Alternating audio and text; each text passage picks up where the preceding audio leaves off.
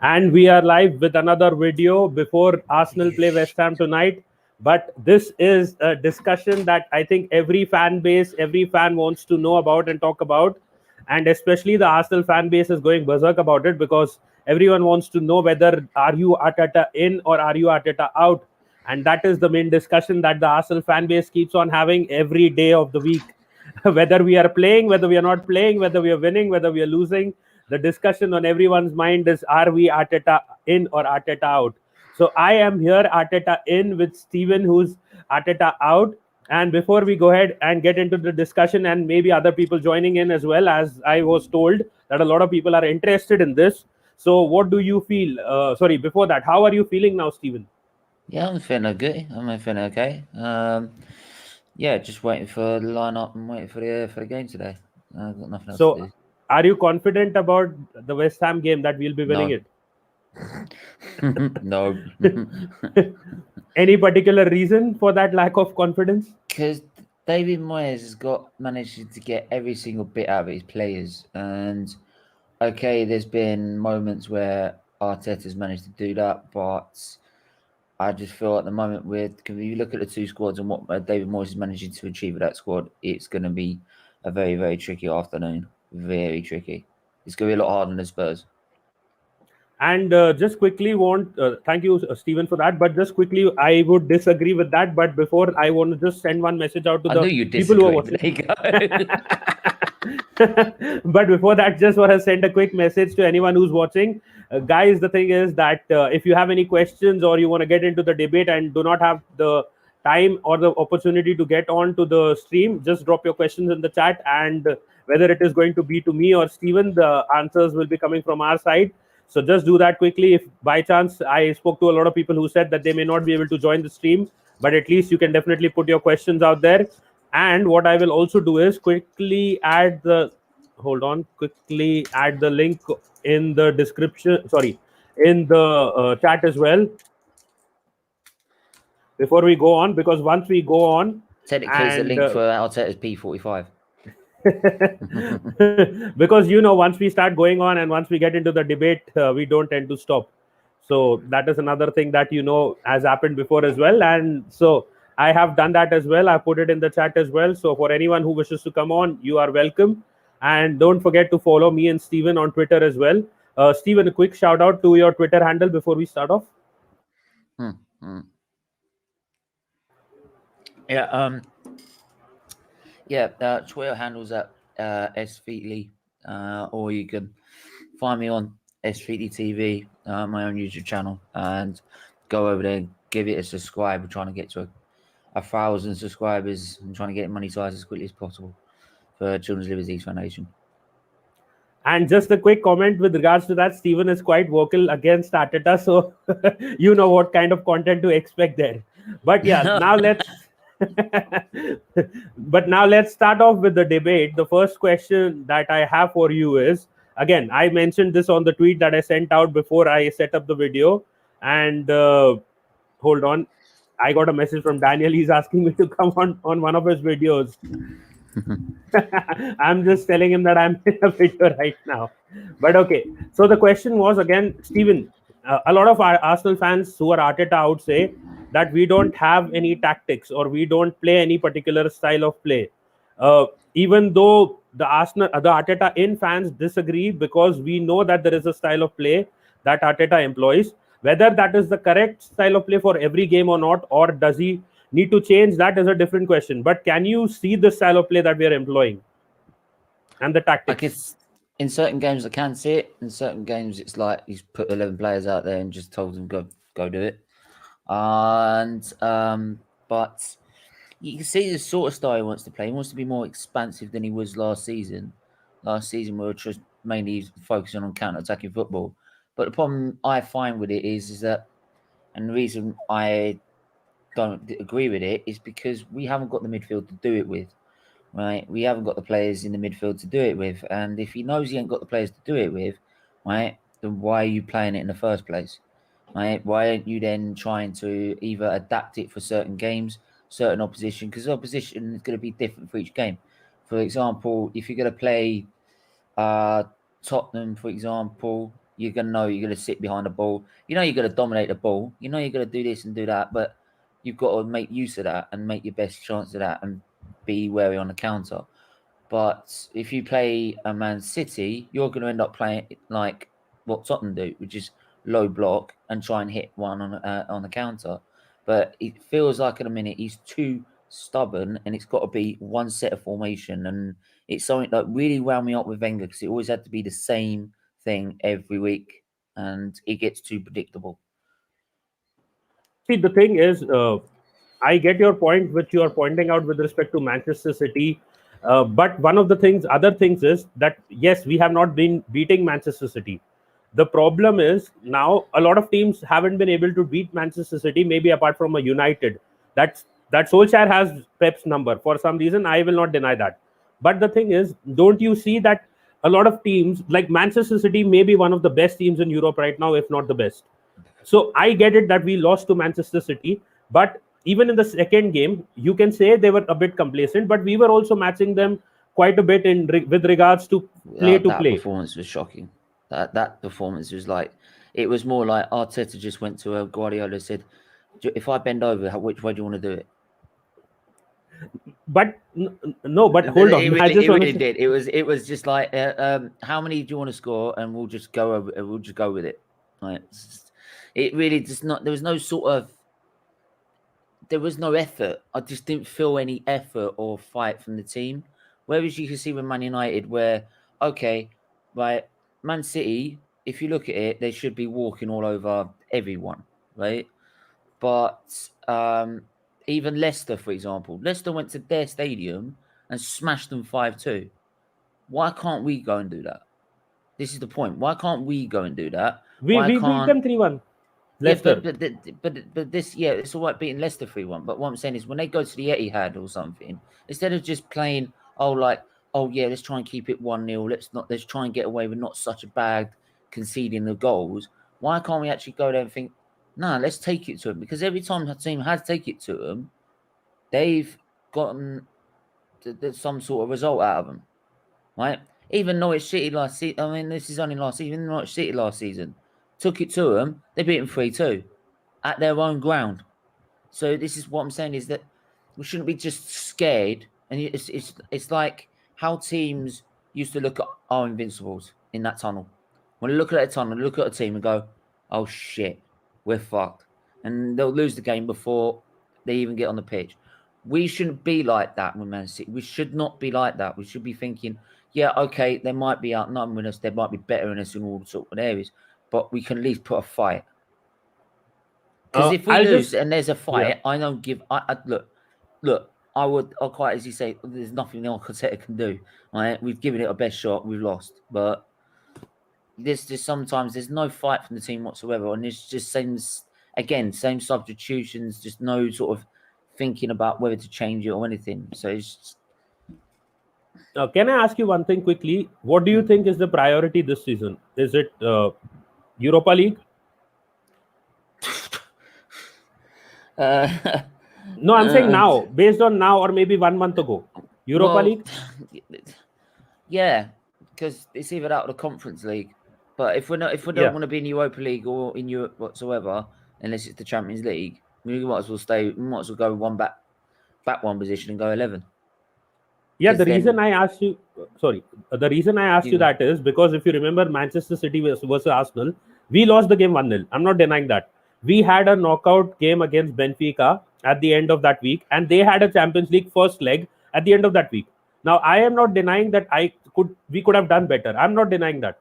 But again, if the priority is the Europa League, we had to win our game, which was coming up at the end of that in midweek.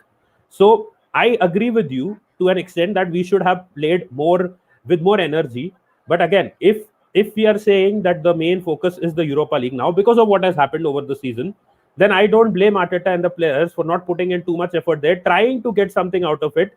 And they lost 1-0, which they could have tried to score, but they did not. And then they went through in midweek. I'm not making an excuse for Arteta, but again, if the priority is the Europa League, I think going through was very important. If we did get something out of that game, would have been a bonus. But beating Manchester City or getting points off of Manchester City has not been easy this season. not for just for us, for any team. I heard that to an extent, but even with the Europa League, I mean, for God's sake, I mean, yes, we got Slavia Prague, and then we got Villarreal, and back then we didn't even know that, so we could have been facing AC Milan, we could have been facing Man United. So if you looked at it back then, you're looking at it, but even now you look at it, and I'm like, are we going to win that? No, and it'd be a frigging miracle if we won that. It'd be an absolute frigging miracle. Right? This is also a tournament we haven't won in ever, so. To think that the season we've had and then go and win that is just that's just not with the teams that are in it. Not with the teams that are in it. But even now. but don't you think that it is better that we don't face Manchester United or a team like Granada, who is like very uncertain and in their play, and they could produce anything out of the box? I think in with respect to that, even Dynamo Zagreb stunned Spurs. Yeah, but So, that's Spurs. No, but don't you feel that we have at least teams that we teams that we know about? That it would I would prefer to have these teams than have a Granada whom we don't know what they'll produce on the day, and We don't know another what team like Slavia Prague's going Manchester. to do on the day. To be honest. You think that these Slavia Prague is going to be a bigger threat than maybe a Granada or a Manchester United? Oh no! I'm not saying that. It's just that let's have it right. They've beaten Leicester and they've beaten Rangers. Yeah. Right. So they're no mugs. They're no mugs at all. So they haven't had it easy. And even if we do get past them, the likely chances are we're facing our good old friend. Good evening.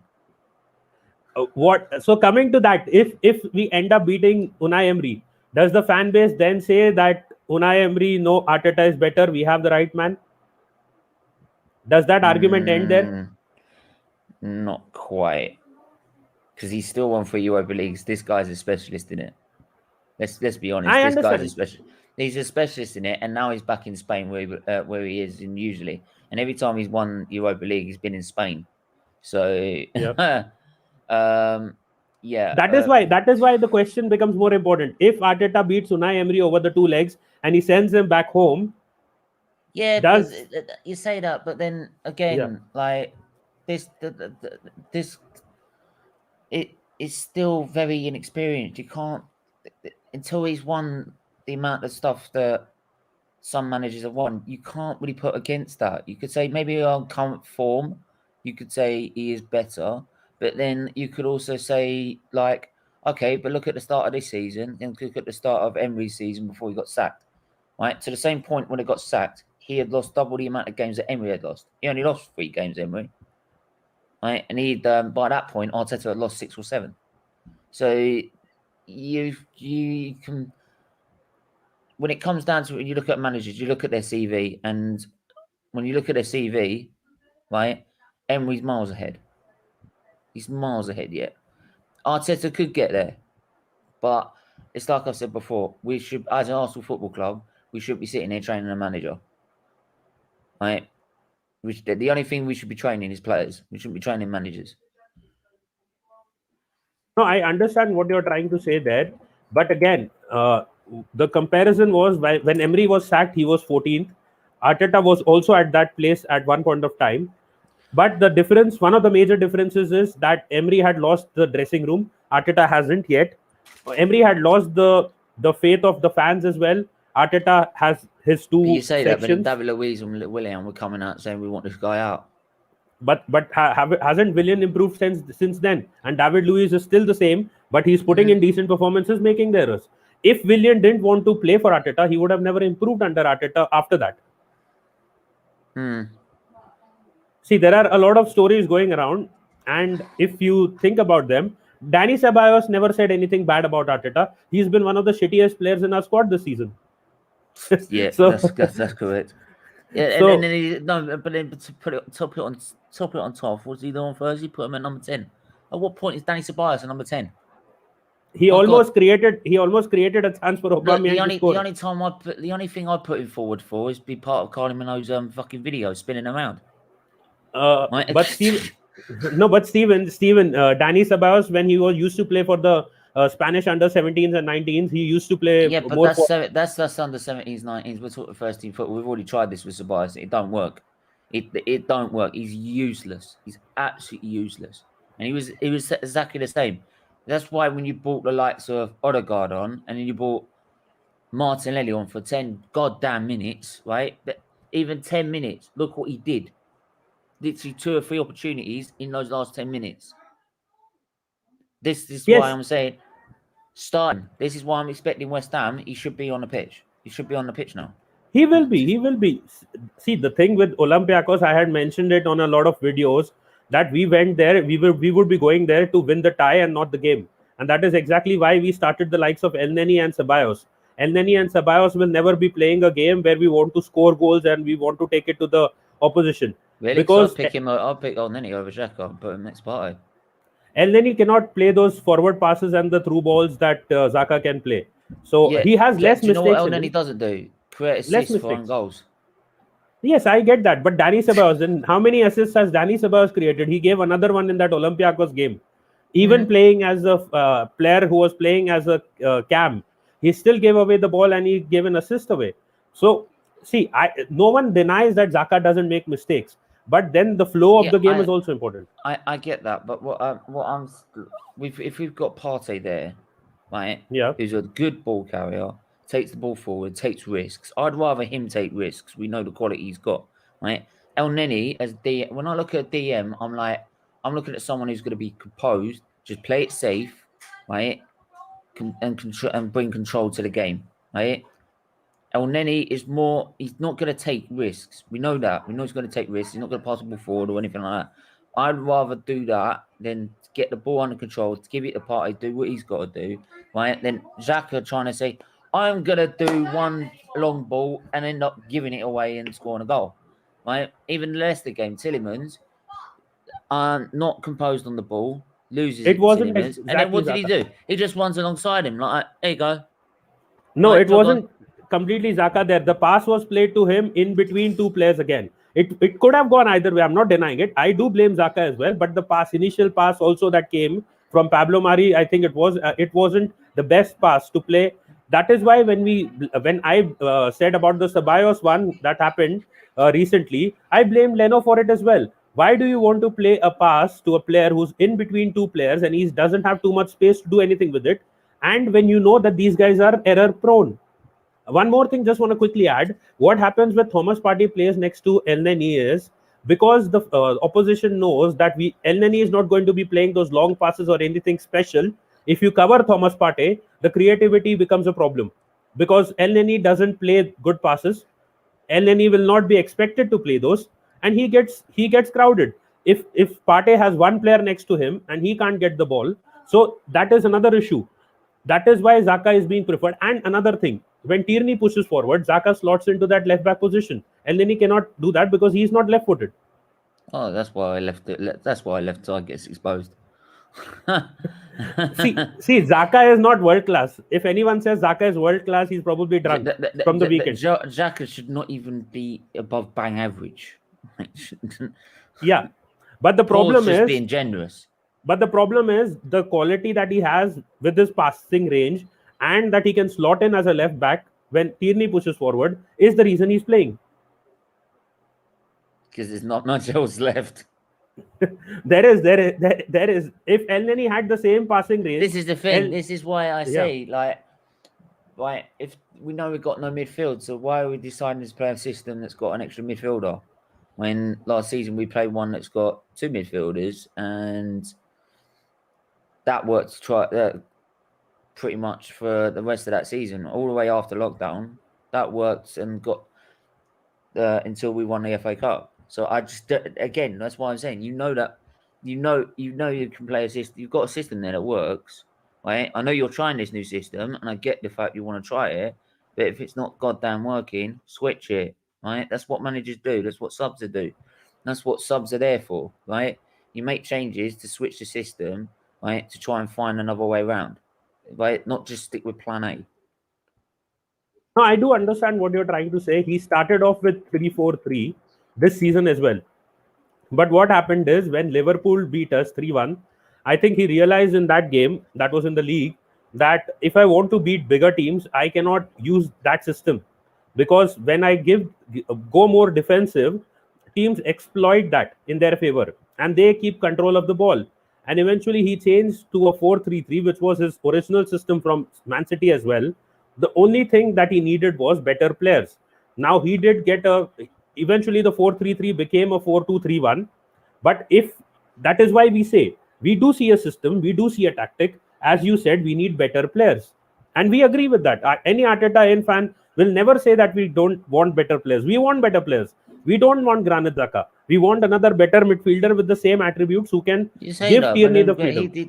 he's the one who said they decided on keeping Granit Xhaka. I get that, but tell me one thing, Steven. If the club had money, if they were spending money, do you think would they keep the likes of maybe say an El Neni and not get in another better player, or do you think they would want Danny Ceballos back on loan and not just sign OR?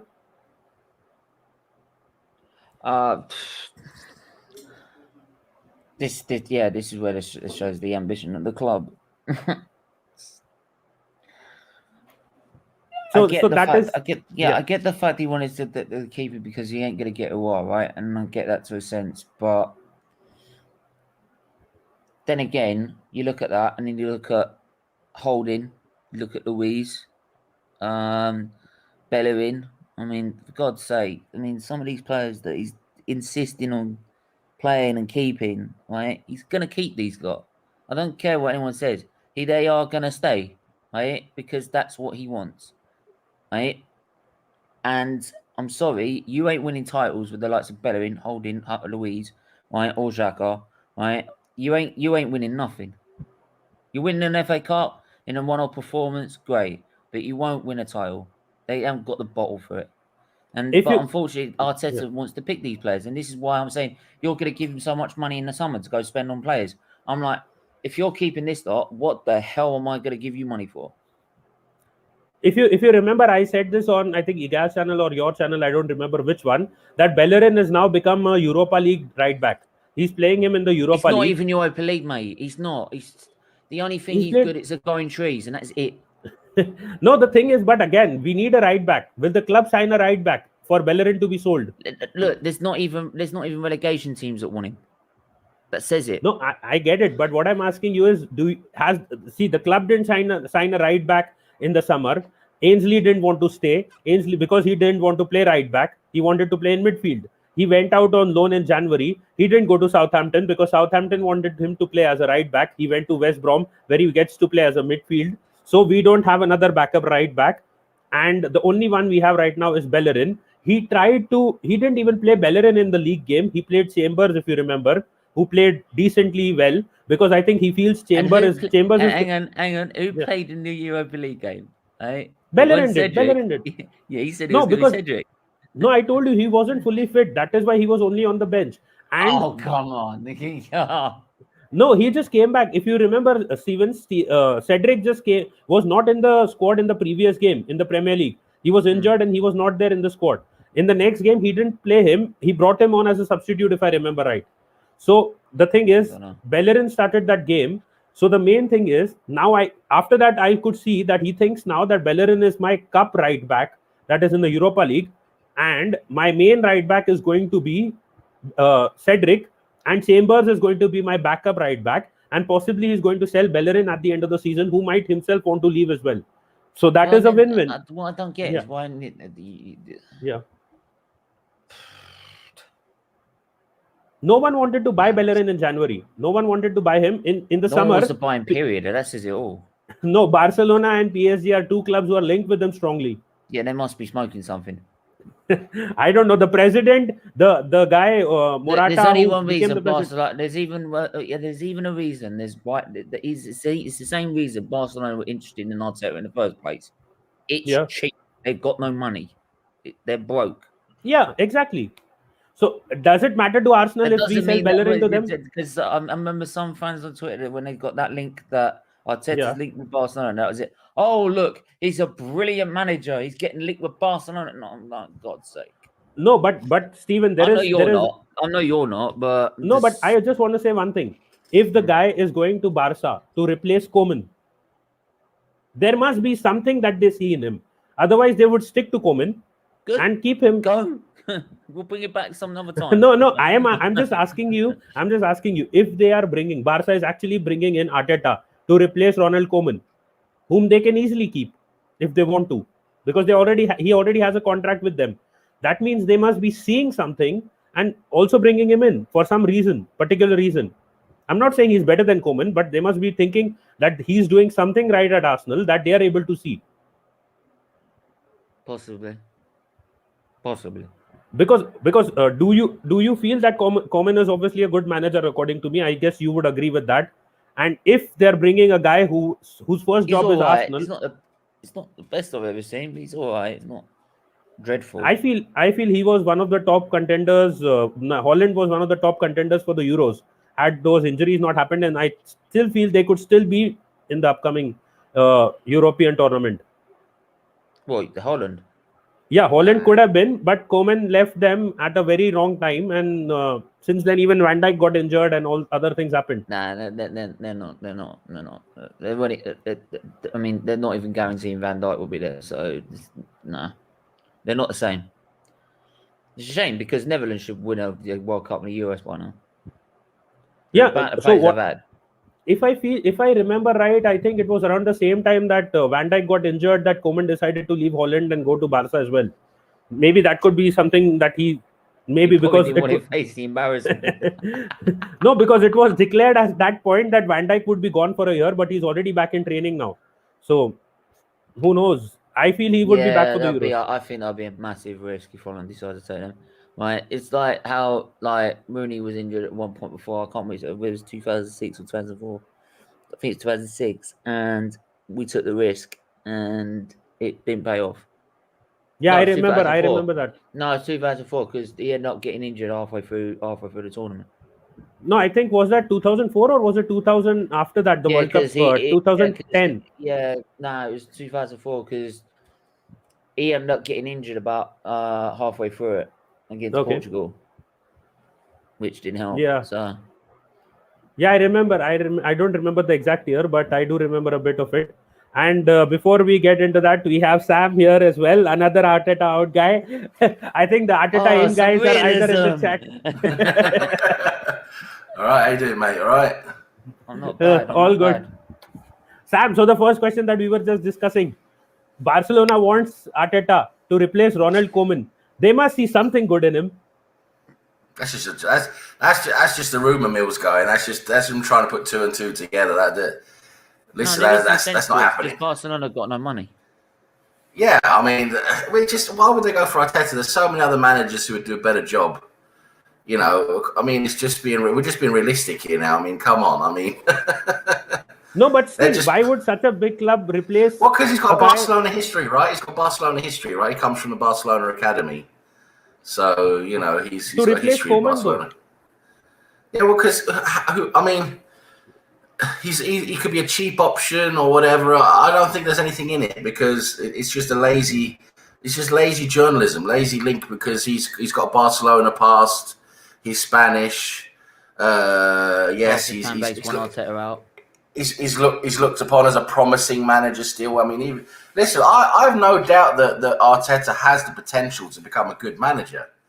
I just don't think he should be doing his, learning at Arsenal. That's what I'm saying because, maybe in 5 or 10 years' time, he's a fantastic manager. Maybe he is at a Pep Guardiola level at that time. But, I just don't want him spending 2, 3, 4 seasons with us learning on the job, basically. That's what I think he's doing. And it's not good enough. And another thing, Laporta saying, I guess that's what his name is. Hold on, let me just see. Laporta saying that we want Bellerin at Barcelona, but Arsenal fans don't think that he's even good enough to be a squad player. So again, do you think that is same with respect to money? Well, first of all, Barcelona are 1.4 billion in debt or something like that. They're struggling financially. They're trying to find money. I think they have to sell some players to get some money. Obviously, I don't think they can just go out and get the big players they want anymore. Not right now. Not in this whole COVID situation as well. I think a lot of clubs are stuck in that same boat now, where they can't go out. I mean, I don't think we're going to see £100 million transfer for a while. I don't think a club's going to be able to do it. But in terms of Bellerin, I mean, we want to get rid of Bellerin because he's not good enough. Even Arteta, who has loved Bellerin for so long and used him for so long, even Arteta now has about 3 years after everyone else, 2 years after everyone else saw he was not good enough, he's finally benched Bellerin. He's not playing now in the Premier League games. So how 2 years again? We've been saying for 2 years. The fans have been saying for 2 years that Bellerin is not good enough. No, I mean to say for Arteta. He came last season. It's been 1 year. Arteta should be seeing this, the same things as us fans. He should be seeing that he's not good enough. You know, he should have seen this he should have seen this basically since he started, that Bellerin is not good enough. You know, it's one of the positions we should have addressed. I agree there are other positions that are probably more important to address. But, Bellerin, the right-back position, has been in a position that's been a problem for us for a long time. And it's only now the last, 3 games, that Arteta has finally seen this and he started to use Cedric, who's been a lot more stable, a lot more consistent. But don't you guys think that was not actually entirely to Arteta? Because see, we didn't get a backup right back. Ainsley left because he didn't want to play on the right back as a right back, which I just told Steven. The other thing is Cedric was injured at the start of the season. Again, after he came back, Tierney was injured, so he switched to a left back. So Bellerin automatically got into the team. Chambers was not fit. Chambers came back recently. He played as a right back. Chambers has been fit for a long time. Chambers has been fit for a long time. He only just used Chambers now, tactically probably. I think it's to do with he wanted to see what he can do, and also the height issue as well with the players. Do you know why I think he used him? Do you know why I think he used him? It's because it gives Bellerin 3 days rest, 4 days rest before the Europa League game, and it also buys time to let Cedric get fit. It was because we hadn't seen him again. So no, it was strange to see Chambers just come in like that. Convenient. Yeah, I thought it was a weird selection to put in Chambers there, but Chambers has been fit for a long time. He could have played there for a long time, but we saw now Cedric has been playing ahead of Bellerin, and it's been working better for us. It's been a better solution for us. So. Arteta said it when he came to Arsenal. He said Cedric is the best fullback that we have. I mean, on the right hand side for the right hand. But why did he keep playing Bellerin all the time? Yes, he did. Because Cedric was injured. No, I'm not saying about that. Even when Cedric was not injured, even when he was fit, Cedric was not even in the squad for several games. He wasn't even in the squad, and he was fit. Initially, for a few games, he was not fully fit. He just came back from the injury at the start of the season. No. He was fit. He was fit. He was fit for. He was fit. Just go back and look at the selections. He was fit, and he was either on the bench, and he was on the bench several times as well. Cedric was on the bench several times as well when Bellerin was playing. So Bellerin was first choice for a while, and he shouldn't have been. But anyway, listen, we can talk about other things. I don't know about growing trees. but Bellerin going to Barcelona again, I think it's lazy journalism again because he comes from the Barcelona academy. If it is true, I can drive him to the airport. I'll pack his bags, drive to the airport. I'll pay for the flight, right? I just don't think Barcelona can be serious. I just don't think there's anything serious behind that because there's no way he's going to improve that Barcelona team. There's no way. I mean, it's not getting in it. So, he's probably more likely going somewhere else, but I don't think he's going to Barcelona. You got to remember, these journalists, these sports journalists, they're so lazy, and they just make shit up. There's no proper sources. There's no proper, you can't probably Adam wrote that article. Probably. Yeah, I mean, let's just say Adam can just make stuff up as well, right? And he does. So, it's just. Let's not say Adam out loud too many times. He might pop up in the. say his name 3 times and he pops up like a genie. No, it's where you find a 12-year-old in the basement, like, I want to tell you so much. We're linking to Barcelona. This will really wind them up. It's like a voodoo doll. I see you going to Barcelona. But quickly, I didn't go through the comments. Cheddar saying, I can't see a proper style of play, but you can see the team chemistry getting stronger. I'll go into that just in 30 seconds, maybe. Want Arteta to play Pablo Mari. Gabriel is playing well for himself as well. No worries there. Arteta needs experience, but he defeated Klopp, Pep, Lambert. I'm not going to get into that. He did, but he lost as well. So I'm not going to focus I that love much how on you it. put Lampard at the end. Like, oh yeah, that's a real achievement. No, but Lampard did beat Mourinho as well. So he did have some wins as well. But I will be sharing that image as well. That is part of the plan. Let's not get into it right now. But yeah, Ceballos is crap. He like kind of tricked us, but we also tricked Real Madrid. We didn't buy him on a permanent deal. At least we didn't We buy got him on Thank loan. fuck for that. And Zaka has shown better performances. I agree with that. I don't know whether you guys agree. So let's get into this first. Zaka, according to me, I said this on Steven's channel as well. He may not agree. Has been our best midfielder this season, and with respect to a lot of attributes, he keeps making those mistakes. There is no denying that. But overall, if you see, he has been our best midfielder because Thomas Partey has been injured a lot. Well, I don't think he's been our best midfielder. I think he's made far too many mistakes. Can I just ask you a question quickly, son? Who do you rather, Xhaka or Elneny? Well, it's a good question. I think at the moment I would rather have Elneny because he's more stable, he's more consistent. He's not flash. He's not going to do anything amazing, but he's consistent. He will keep passing the ball sideways and backwards, which is what apparently we want to do in that position. But he won't do the silly mistakes Xhaka does. And that's a problem with Xhaka. He keeps shooting himself in the foot all the time, Xhaka. He'll have 1 or 2, 3 great moves, and then he'll fuck it up and pull someone down for a yellow card right outside our area, give away stupid free kicks when you don't need to. It's all those silly mistakes that ruin it for Xhaka for me. Can I? It really is. Yeah, because I just explained it earlier. As a DM, I don't care about you launching the ball 500 yards, right, to a striker.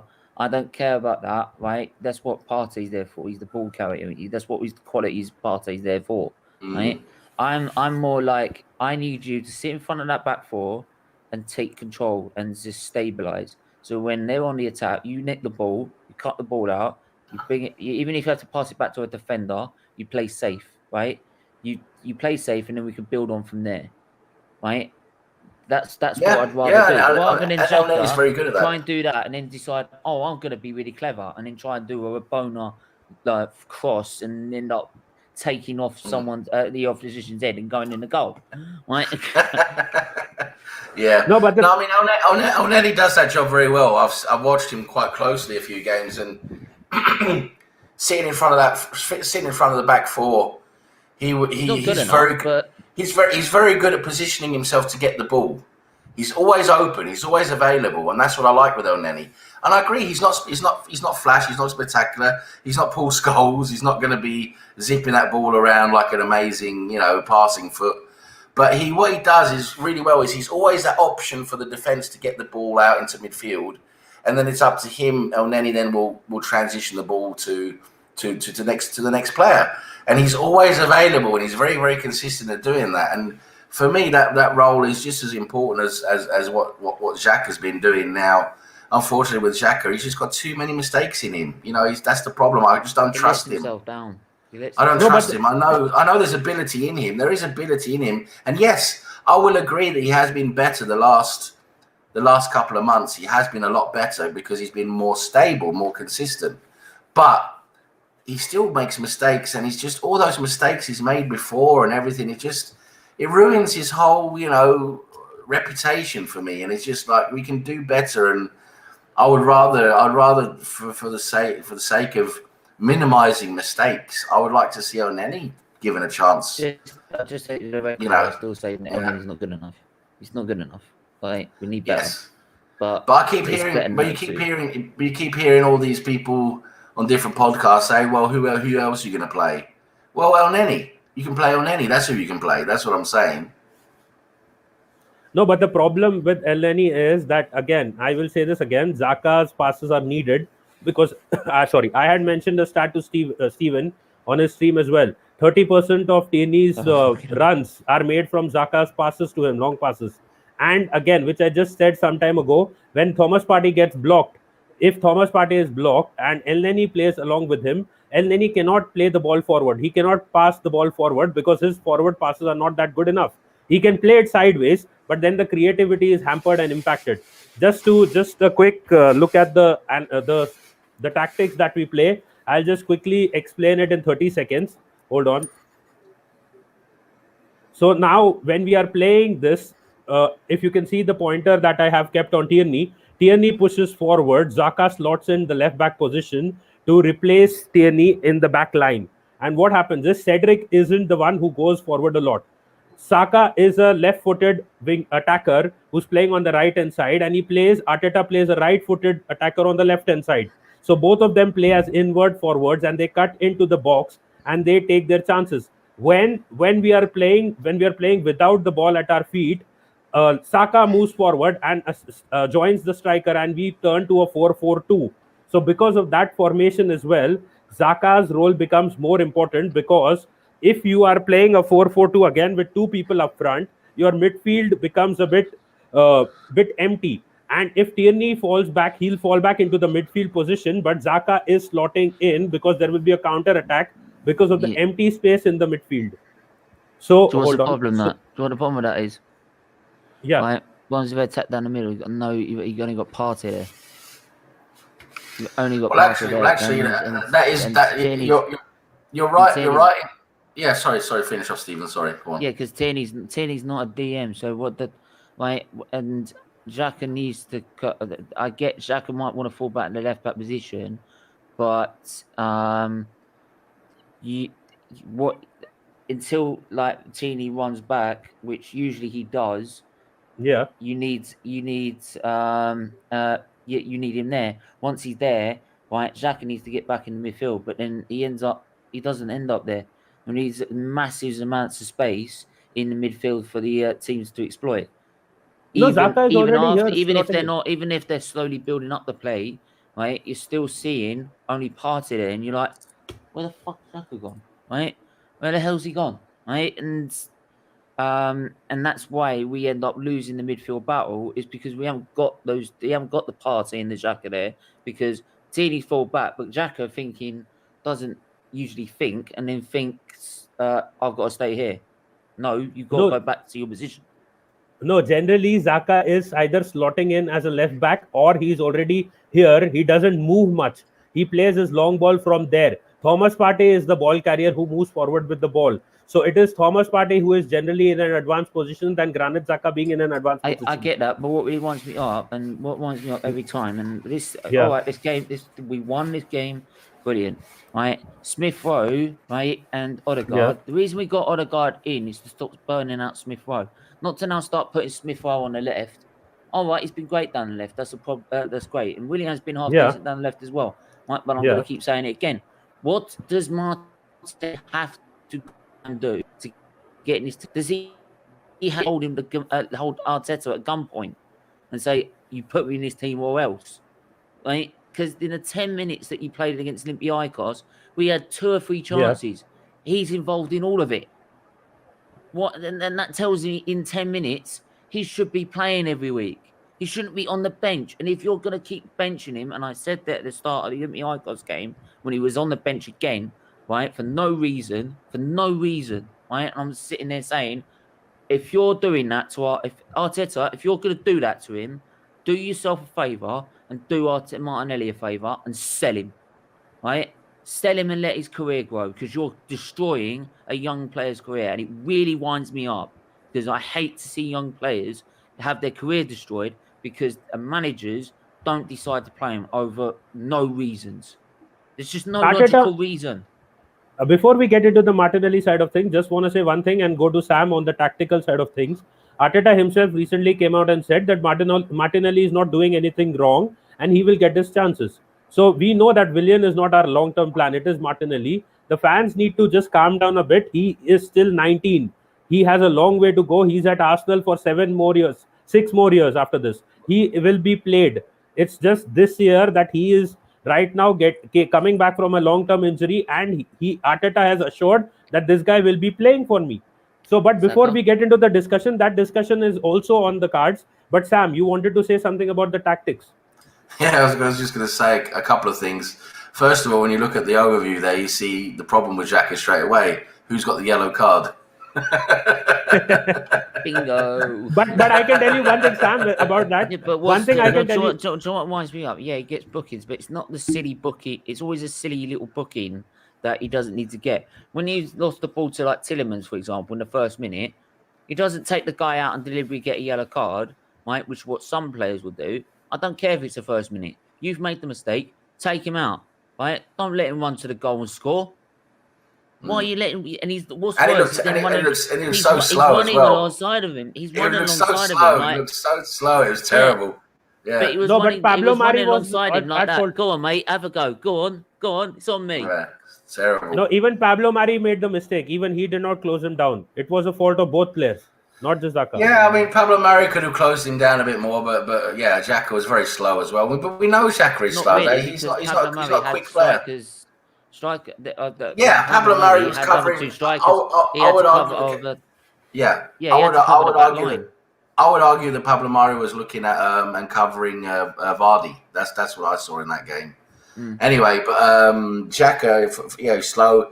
He's got a yellow card there. You can see he's probably made a dumb tackle or something just outside our box, probably for that. But anyway, what I was going to say tactically, you're right in a lot of what you say, but we've changed actually tactically a bit lately, and Xhaka doesn't slot into the left back position anymore. What we do is we slide over the back three.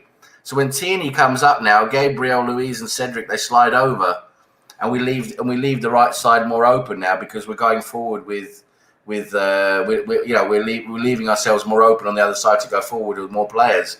So Xhaka doesn't slot into the left back position anymore. He did. You're right. He did used to, which is one of maybe you can say that's a good attribute. I would say, it's a good attribute for a player to do that, but tactically, it did leave us short. That is one of the reasons why we were struggling in attack, because we had a midfield player who was staying at the back. You can't get forward that way, so it was strangling us a lot tactically going forwards. But he stopped that now. This is one of the adjustments he's made. So now Xhaka does stay ahead of the defense now in that in between position, that deep line position, and Tierney will go up ahead and he will make a partnership with the left-sided attacker, and also in the creative midfielder who moves over, and Xhaka's there as a point to pass to in between, and that has worked quite well lately because he made that adjustment, and then so the back three then they slide over to it becomes when we're in attack we have a back three. It's this hybrid. He's doing a bit of a hybrid thing at the moment. When we have the ball, we turn into a back three. We turn into like a three. It's like a 3-2-4. I've seen Luiz move to the left. The right centre back moving to the centre, and the right back moving towards the other centre back position. Do you know what? I don't get why Marie doesn't get played a lot, because he not only makes any mistakes when he's on. Marie has been very solid. He's been very solid lately. Marie, can anyone tell me where you can say where David Luiz has made mistakes? Even Gabriel at times you can say he's made mistakes, which is what's worrying me, because every time we see you get a defender, they have about half a good season, and it's like the rest of the defenders infect them. Right, with how crap they are. Right, and then you've got other the only midfielder I can say who hasn't made, you can count as not made any mistakes, is Marie, but he hardly gets played. He came in and did well, right? He came in and did well, and then he gets dropped again. And this is one of the issues I have with Arteta.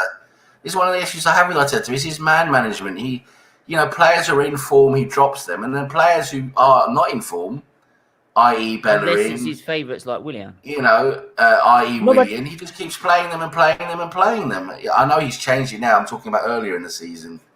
But what is the complaint with Gabriel? What is the complaint with Gabriel? Because Gabriel is going to be the long-term centre back. That is fixed. No, it's just Stephen was just saying Gabriel's had a couple of mistakes in him as well, and of course that's because we know why. He's been struggling coming back from COVID and everything, and and we see now when we can say he's fully fit now. Saying, why can't Marie he's done very well. Gabriel? The reason I'll give you the reason, because when Gabriel plays and he puts in a solid performance, he outshines everyone in the team.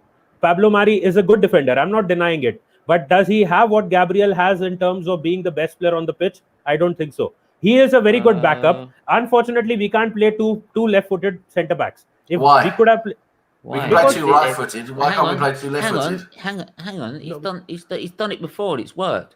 I don't get it. He's when played has Gabriel Arteta played Marie two? before, and it's worked. So what? And we've been He structurally must have sound. played it for I don't one get game it. probably. When did Arteta play both Gabriel and Pablo Mari No, in there the was. same team? I can't remember. This is the problem. He's never played that. No, beyond the post, please, Nitish. I do know he has, right, and I just can't. When my encyclopedia, I can't remember specific games, right. One minute I'll say things, and then 10 minutes later I've forgotten it, right. But I can remember there were a period of games. There were a couple of games where he played Marie and Gabriel together, and it worked. There was not a problem. Not a problem. I can't remember specifically. No, I don't get the two left-footed argument, because he plays with two right-footed. He's played with two right-footed centre backs, and that was no issue. Why can't he play with two? I mean, for me, the two best centre backs we have at the moment in terms of form and what they give us is Gabriel and Pablo Mari. I would like to see. He's been discriminating toward people who are left-footed, including myself. I'd like to see Pablo Mari come in for David Luiz. I really do. I'd like to see him play with Gabriel, and we're not seeing it. And it's not happening. We're 10th in the league, and we're, like we said, our Europa League's our best bet. So why not try it? Try it. Right, you're now in this situation, so why don't, unless, say all the Europa League games, like, playing the way you want to play and everything, but in terms of trying to find something better, why don't you mix it around in the league? It's not like we're going to improve, and it's not like we're going to get top 4 or even struggle to get Europa League. So why don't you change it around and just I agree. Try different things. You might as well now. It's like, and you need to remember one more thing. Just quickly adding to that is, when you guys say that why not play both left-footed centre backs when you play two right ones, if you see, David Luiz can actually defend with his left foot as well. It's not as if he's totally single-footed. Now with these left-footed defenders, if you see, only play on their left foot. It's like Pepe all over again. So if we have a player who's dual-footed, definitely he can play alongside Gabriel. There is no problem with that. But Mark, I think you're making excuses now, Nitish. You really are, because theyese players, they're defenders. They're not attacking midfielders. So they can play the ball. Every time they can play the ball with their play the reigning excuse. They can play the ball with their weak foot just to get a pass to Thomas or a Xhaka or one of the other defenders, or back to Leno. They can play with their right foot. We had our most amazing defense was with two right-footed with Bold and Adams, two right-footed players. I mean, how can you say? I mean, they weren't great with their left feet. I mean, it doesn't make any sense. This whole, you can only have a left-sided, left-footed player on the left side and a right-footed player on the right side. No, you don't need that. That doesn't. No, what I'm trying to say is, if you are a right-footed player and you can block crosses and defend with your left foot, or I know you won't be able to go in sliding with your left foot that good as you may go with your right.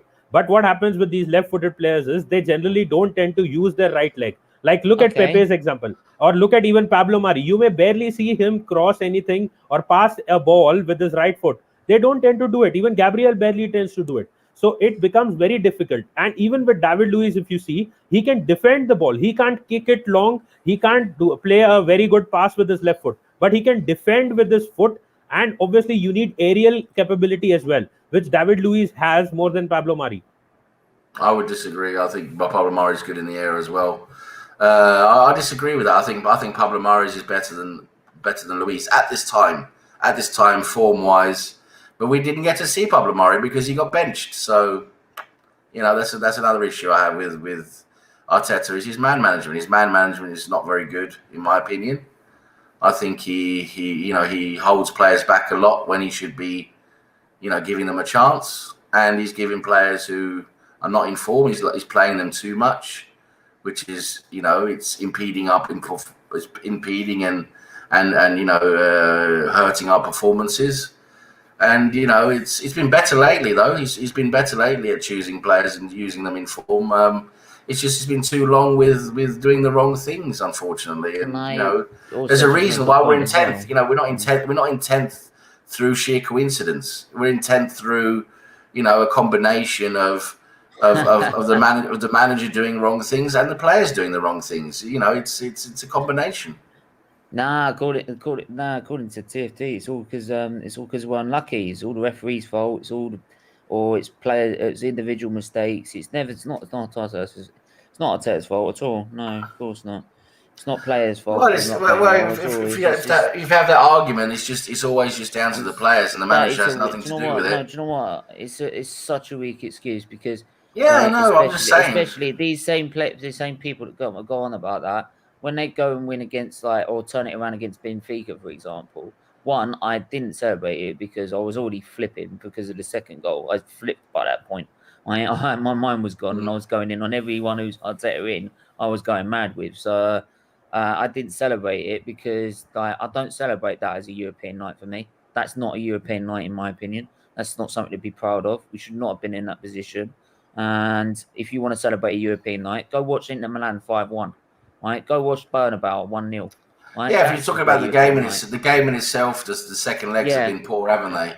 But we won. We won the tie. We're through. But the second leg, the second game has been terrible. I agree. What I say with that, agree. What I say with that is that, but when they come, when we do something like that, or they do win a game, oh no, it's never the players' recognition. It's all the manager. Right? The manager's a masterclass. The manager's done this. The manager's done that. But when we lose, it's always the player's fault. Yeah, that's true. Or the owner. It's true. It's never Arteta. It's never. Keep the same energy. Yeah. If you're going to praise Arteta, criticize him.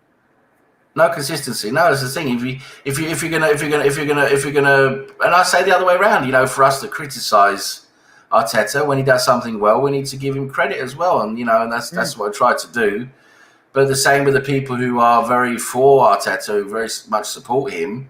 It's a masterclass every time we win a game. But when we don't play well, it's just down to the players. And I agree, it's very inconsistent. It's not right. But for the Benfica tie, Aubameyang had the first leg he had 6 or 7 chances to score a goal. He didn't score his chances. Yeah, I agree. And the players have to score. They really do. And even the Olympiacos second time. Aubameyang, I'm sorry. After that Europa League, I'm done with him. Well, that's what I was going to say. I mean, I don't see lately the last 2 or 3 games what Aubameyang has done to continue playing. To be able to continue playing. I'd rather give Martinelli a chance, maybe out left or in the middle, or I would even play Pepe instead of him if you're using in a wide position. It's been all season. Well, he had that hat trick. He had that hat trick against Leeds. I know it's been a hat trick, but then we're all like, okay, maybe he's coming back now. Season, though, compared to what he was doing last season, the season before. Yeah, but Stephen, listen to what I'm saying. I'm saying when he had that hat trick, right? When he had that hat trick, people were like, okay, maybe he's coming back, maybe. But then when my point is, then when that next game we saw he was dead again, then he should have been dropped. He should have been dropped then after that, which he hasn't been. Apart from that spout now he had with Arteta for the North London derby. So that is frustrating. I agree, it's frustrating why Martinelli doesn't get a chance. I can see it's more down to saving him. I think we're going to see a lot more of him next season. I think we're saving him a bit now for next season. But this season by doing it. But yes, I would agree he deserves a chance to come in now after we see that Aubameyang is just completely out of form. Why we can't play a player out of form like that. It's not right. Again, that's man management again, and it's team selection again. That's not right. And so we should bring in a Martinelli or even a Pepe, whoever, if you want to play. Depends when you play him in the middle or outright or wherever. But just don't use Aubameyang. He shouldn't be playing because he's been a complete passenger. He's been a complete passenger. And at the moment, he can't even score a goal. He can't score it. Twice he was alone with the goalkeeper against Olympiacos. Was it 4 times? I thought it was at least twice. It's about 3 or 4 times. No, it was twice he was alone with the goalkeeper, through with the goalkeeper, and he just couldn't hit the target. The third time was a difficult one. Can I just? I'm sorry. If he's doing this, right? One, I feel absolutely like a mug that I gassed up saying he should have got a new contract, right? But at the time, Well, back then it was easy to see that. But at the end, at the time, it was like hindsight's a wonderful thing. But back then he was still decent, wasn't he? He was. Yeah. No, Yeah. he We wasn't. couldn't He was see- keeping us out of the relegation zone. And Yeah. what I also say is that if Aubameyang's this bad and even Lacazette's not doing great, right? Martinelli's played up front before, right? I see in Martinelli is what Wenger probably saw when Henry came in as a left winger. He came in as a left winger. He put him Yeah. up front, right?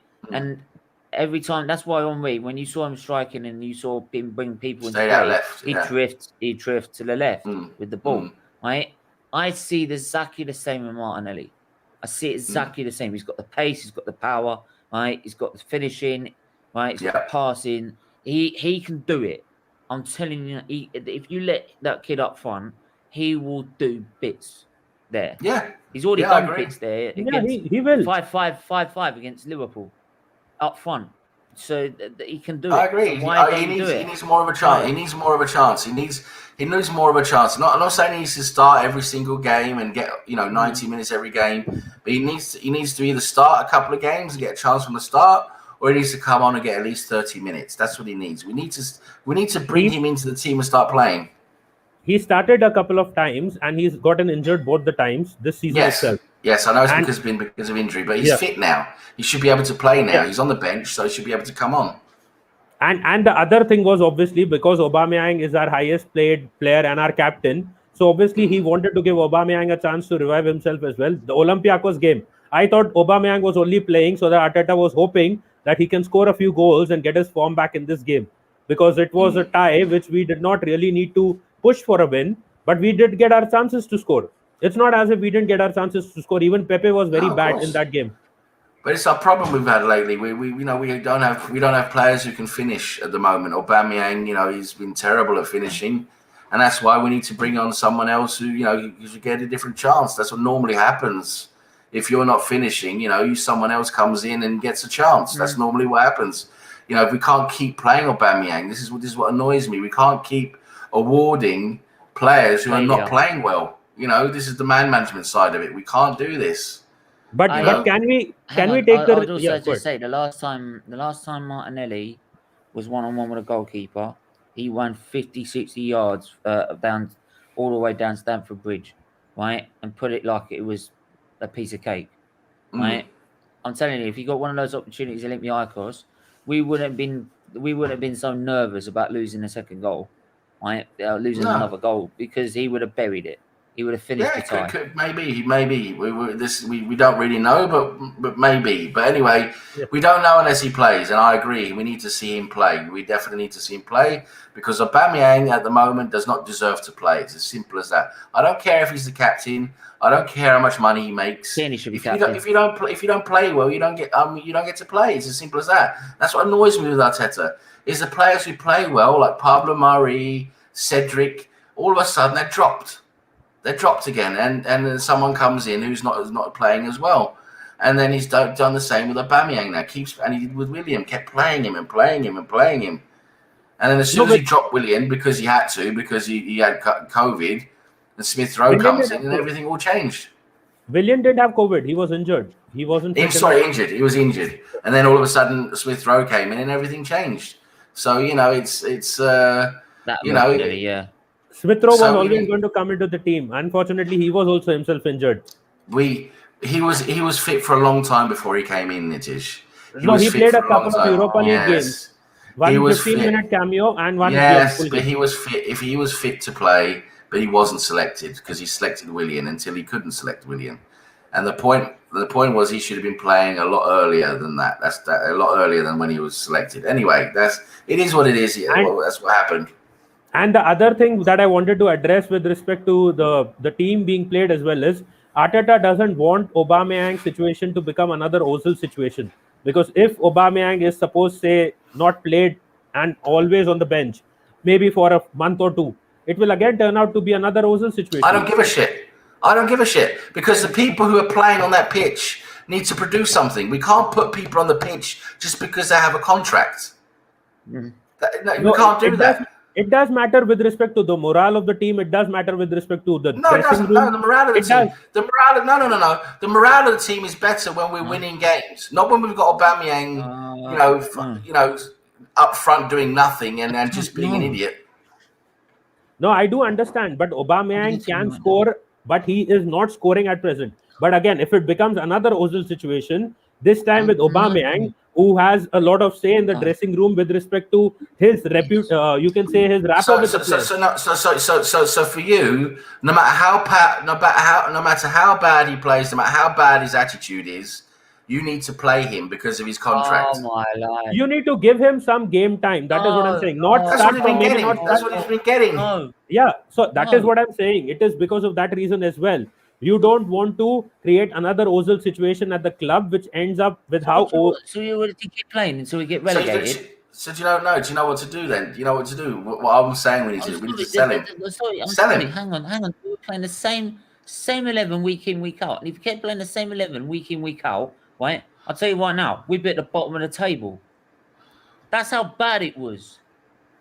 See, the thing was, you can't reward these players by playing. Lacazzette's doing well. I agree. Lacazzette's been doing well. He can't score. He's struggling to score apart from penalties, but he's a good player. He's a good player. Hang on. He was in that side before. The only reason, really, that side got a lift was because Willian was injured, so Smith Rowe came in. Martinelli finally came back, right? Ever since Martinelli came back, that team started lifting itself up, right? Because of his energy, right? And the impact he makes on the pitch, right? Then Smith Rowe was picked. Martinelli barely played 2.5 games. But he had an impact. In those games, we were 10 times better than we were playing before. He had an impact. But Smith Rowe and Saka on the pitch. Smith Rowe and Saka, I agree with those. I'm not denying that. Saka, they made a much bigger impact. Yeah, they did. And then Odegaard after Jan. Yeah, and then Odegaard, when he came in, made a big impact as well. People like to throw Martinelli's name around as if he did a lot of things. I'm not disagreeing that he brings energy to the pitch, but he's not actually done anything this season because he's not been played, and before that he got injured twice when he was started. But he had a decent impact. I had a decent impact. The first game he came back, right, immediately. Yes, we didn't win the game, but immediately there was an impact.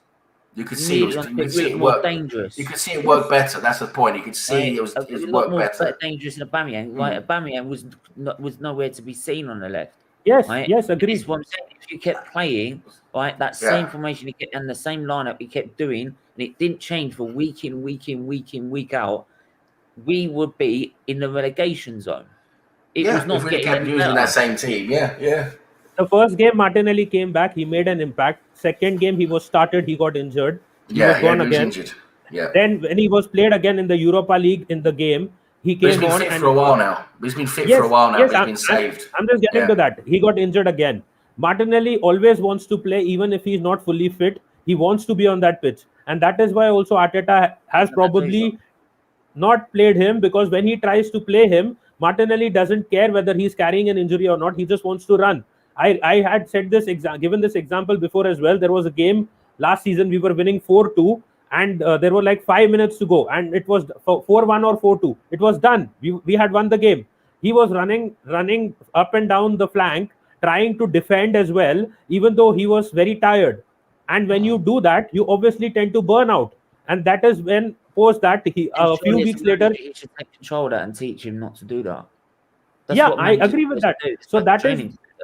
And another thing with respect to the tactic, as I had shown you, this player, that is either it is Smith Rowe or it is Willian or whoever it is supposed to come in as an inward forward so that Tierney gets space on the left and he runs there and he can cross the ball in. Martinelli doesn't run inward. He runs towards the outside and he gets, most of his play is because he does a take on the defender and he goes outwards. So he does not fit into that Arteta tactic, which obviously Arteta will get him to do in the upcoming weeks or months. But the thing is, this is one of the reasons Arteta has played Willian over him, because Willian plays into that tactic. Also, the other thing is, just 1 second, Willian, when he is not coming inwards, he pushes back to join the defense. If you see this against Olympiacos, Pepe was doing it a lot. So I definitely feel Pepe will start today. And Martinelli needs to, when he's not pushing forward or being that forward, also drop back a bit and help the defensive side of things, because Tierney is far ahead. And this is one of the more reasons why Sam said that Xhaka isn't slotting now into the left back. So that is also because the other the winger in the 4-2-3-1, that is either Willian or it is Smith Rowe, is assisting Xhaka in blocking that passage off. So when that happens, your guy doesn't need to become a left back. If Aubameyang's not scoring, put Martinelli up front. He's been training there lately. As a striker. He's been training as a central striker lately. Yeah. So yeah, and he doesn't put him on the pitch. What's the point in training him as a central striker? He's already made an impact as a central striker at Arsenal. So why aren't you doing it? He'll come, Steve. He'll come in. I agree. He should be playing.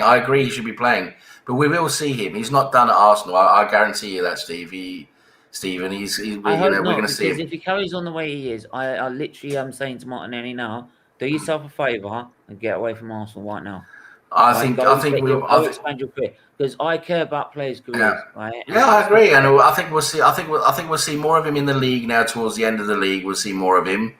But I think we'll see a lot more of him next season, and he can play. I think with the thinking of giving him the alternative to play centrally as well, because he's been training centrally as well lately. So yeah, we'll see how that goes. But for me, Aubameyang shouldn't be playing.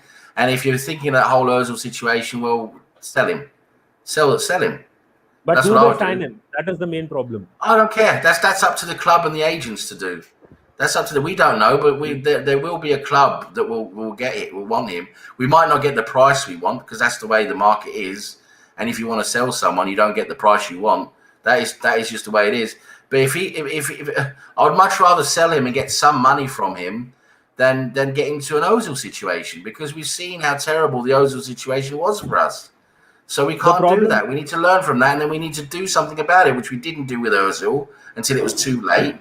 So now we need to do something with Aubameyang.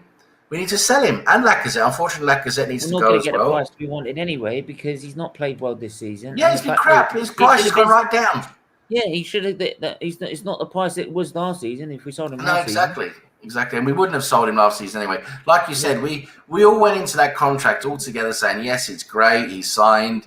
Well, of course, because he was the main reasons we stayed. Like he was still doing well at the time, and no one saw this falling off a cliff trajectory. No one saw that. No one, not like that. Yes, we saw he slowed down a little bit. Not quite 100% of what he used to be because he's getting older.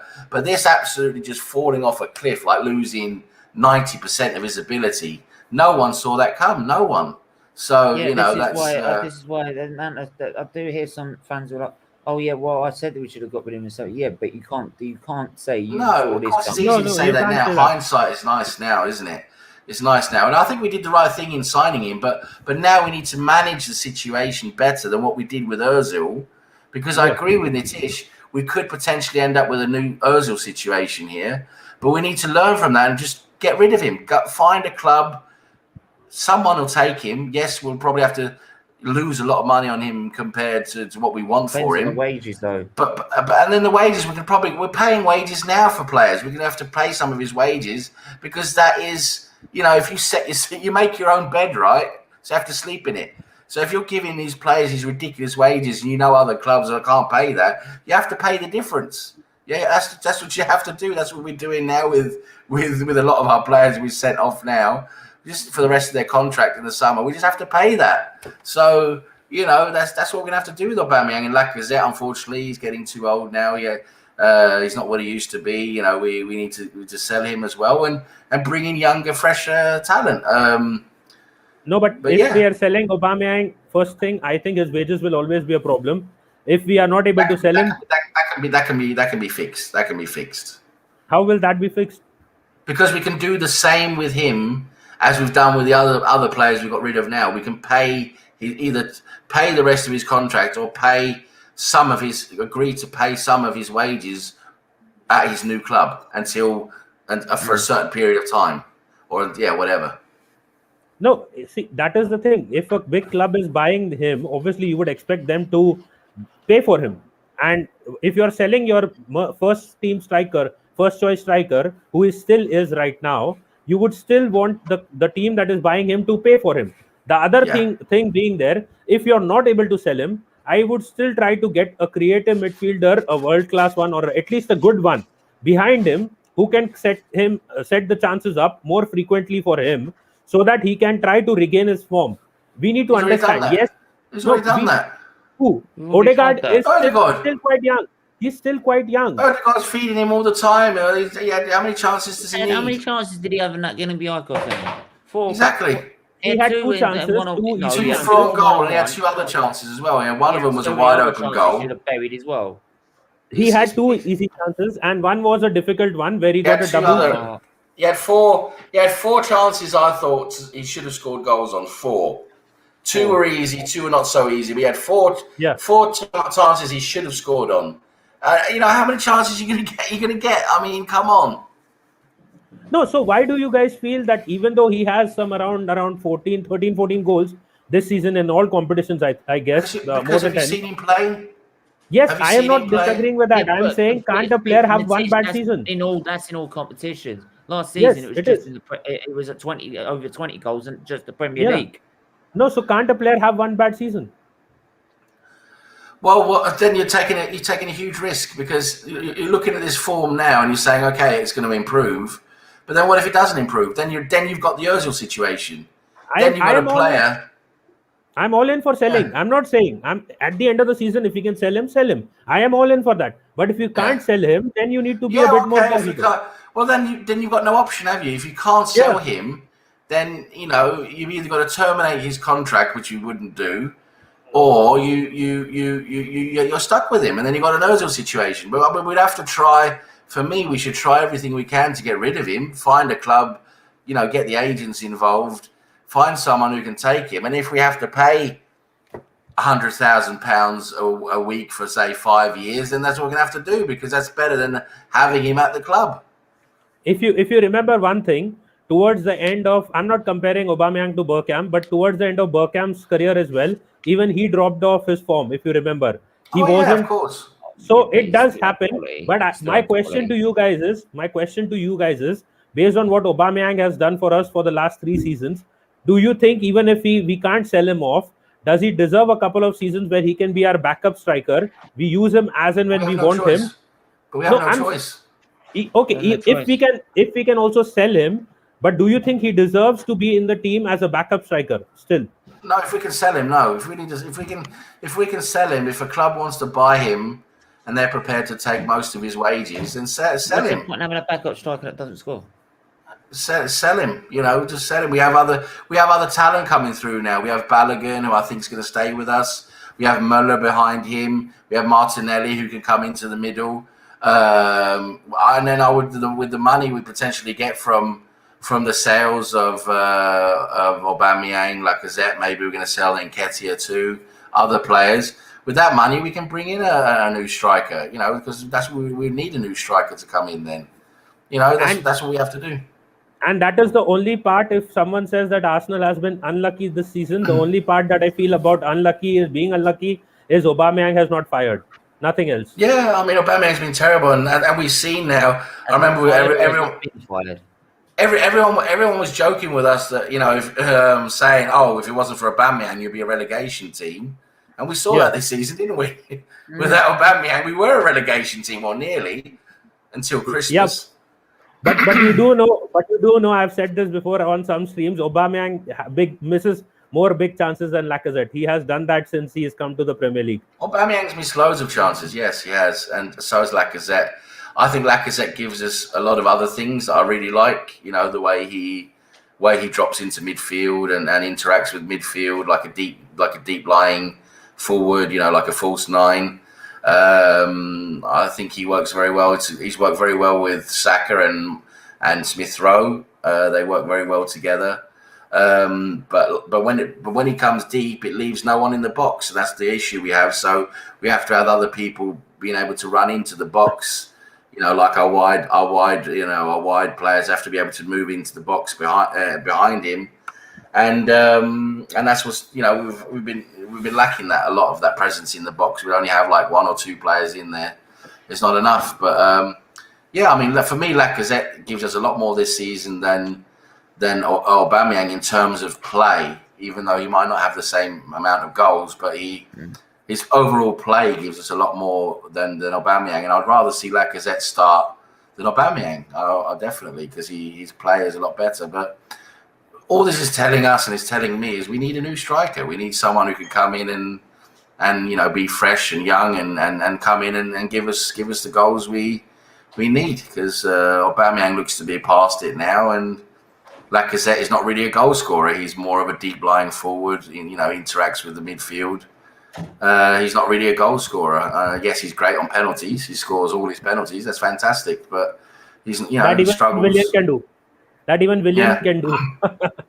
Yeah. Well, penalties is not the most difficult thing, is it? But then we need to bring in someone. Well, you got Martinelli. Use him. We got Balogun. We can try him. We need to do something different, because it's what we're doing at the moment is just not working with Aubameyang. Okay, just a quick question to you before we get back into Arteta in versus Arteta out. Would you guys sell Lacazette as well if you get if Aubameyang is being sold, or would you keep him if we sell Aubameyang? Sell them both. Steven? Sell them both. So you don't feel that we still need a veteran striker there to at least in a situation, if your young players who come and don't fire, then you have your veteran striker there? No, because he's not gonna. He's not what he used to be. That's the thing with Lacazette. He's slower. He's a bit older. He's had 1 year where he's played a year, and that was it. He's good at coming down in dropping in midfield, bringing the other players in around him. That is very good. But in terms of scoring goals, he's not there. He's nowhere near where he should be. And that's what we need. We need. So you feel that his other contributions are not needed in the team as well? No, because then we can use. Then you can make that up with Ødegaard can play in that position. Ødegaard can play the attacking midfield centrally. No, I get that, but I feel personally, it is my feeling that I feel that Lacazette is the complete striker than Aubameyang, obviously, and I feel that we should be keeping him at least if we are selling Aubameyang. We need one veteran striker, according to me, so that one experienced striker. And right now, none of these youngsters have the hold-up play and the build that Lacazette brings to the team. The physicality side, the physical side of things.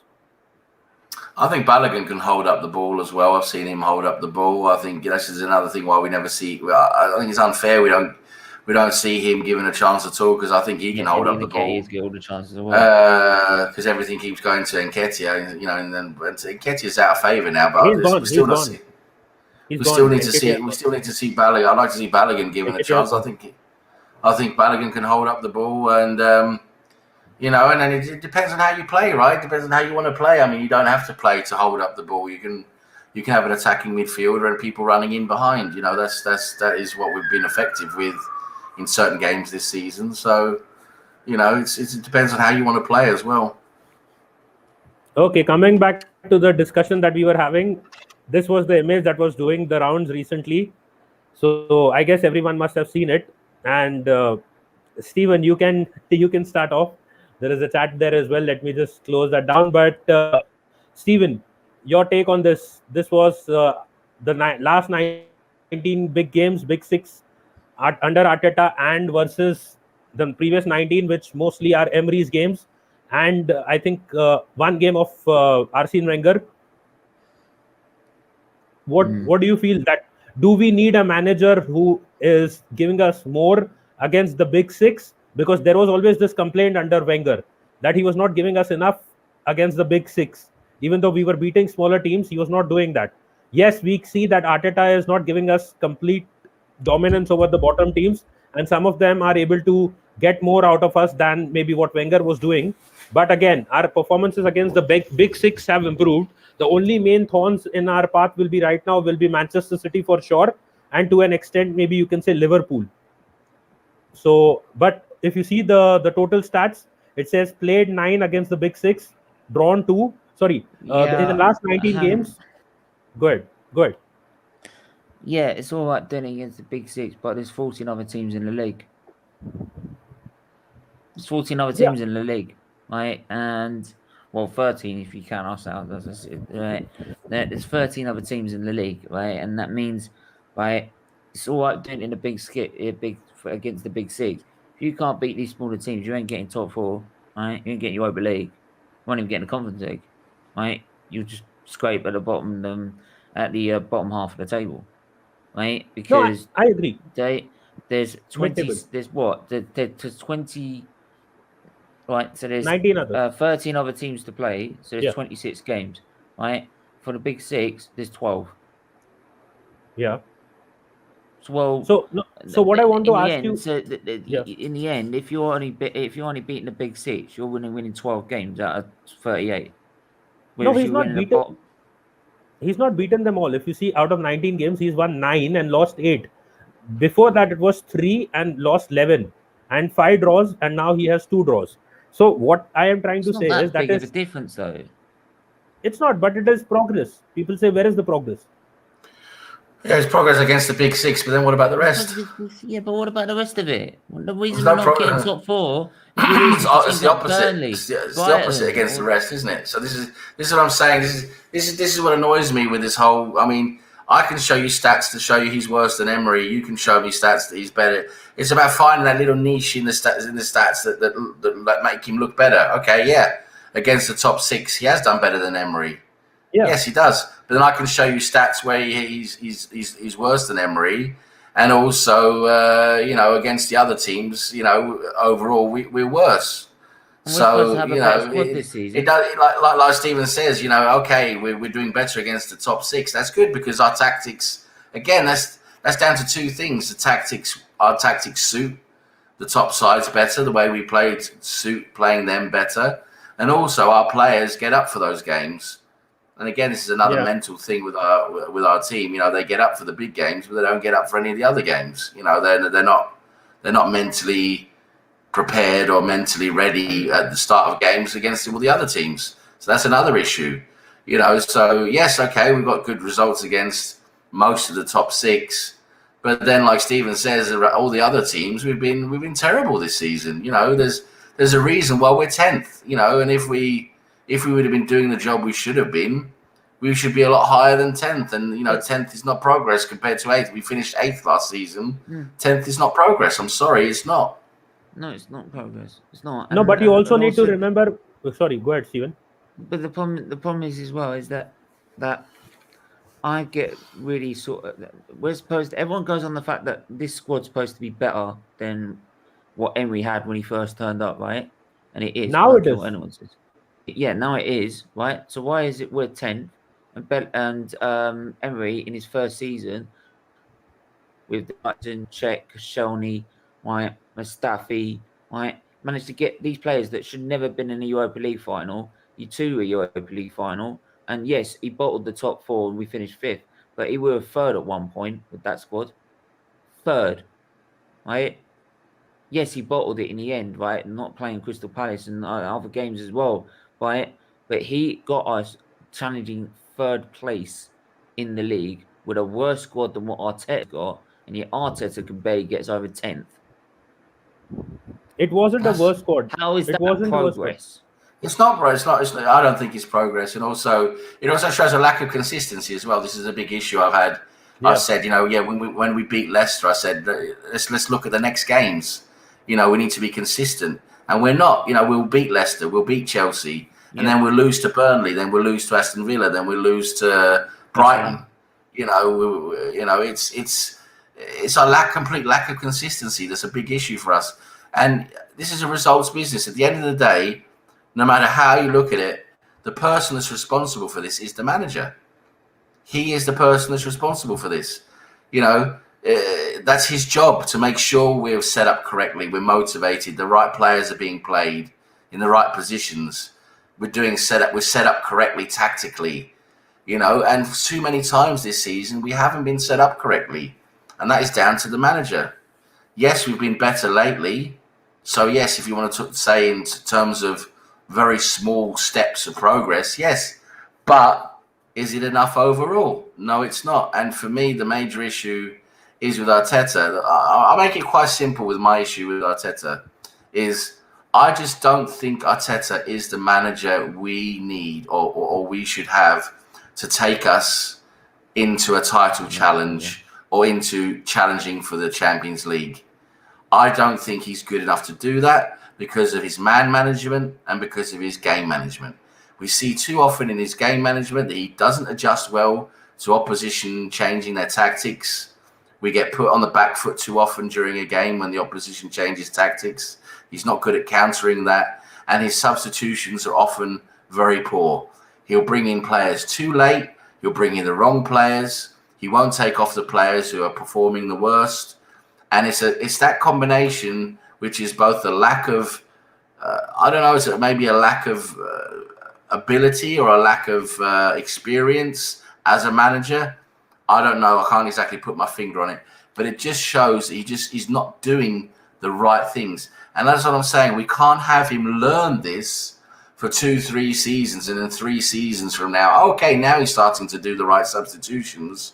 Well, no, he should be doing it now. If we had a top-level manager now, most likely we would be getting a lot of these decisions and a lot of these lineups and a lot of these player selections, a lot of the tactical decisions would be correct. They would be a lot better, and we would probably be higher than 10th. That is my whole point. Letting Arteta just continue to learn how to do what he's supposed to be doing, while we're, flummoxing around in 10th and barely scraping through in the Europa League. It's just not good enough. Overall, it's not good enough. And no matter how you look at it in football, no matter how much you want to blame the players, no matter how much you want to blame the board, no matter how much you want to blame the tea lady or fucking who's making the hamburgers, at the end of the day, Arteta is responsible as the manager of this team. He is the person who's responsible for the results, responsible for how we play, responsible for the way the team plays. So at the end of the day, he is the person who needs to take responsibility and move on if we can't get anywhere close to the top 4, which unfortunately at the moment we're not. He's going to get next season because we're Arsenal Football Club. We're too nice. We're gonna let him have next season now.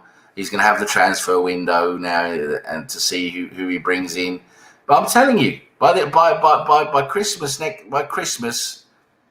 next season, next December, if we're not challenging for top 4, if we're not close to top 4, he has to go.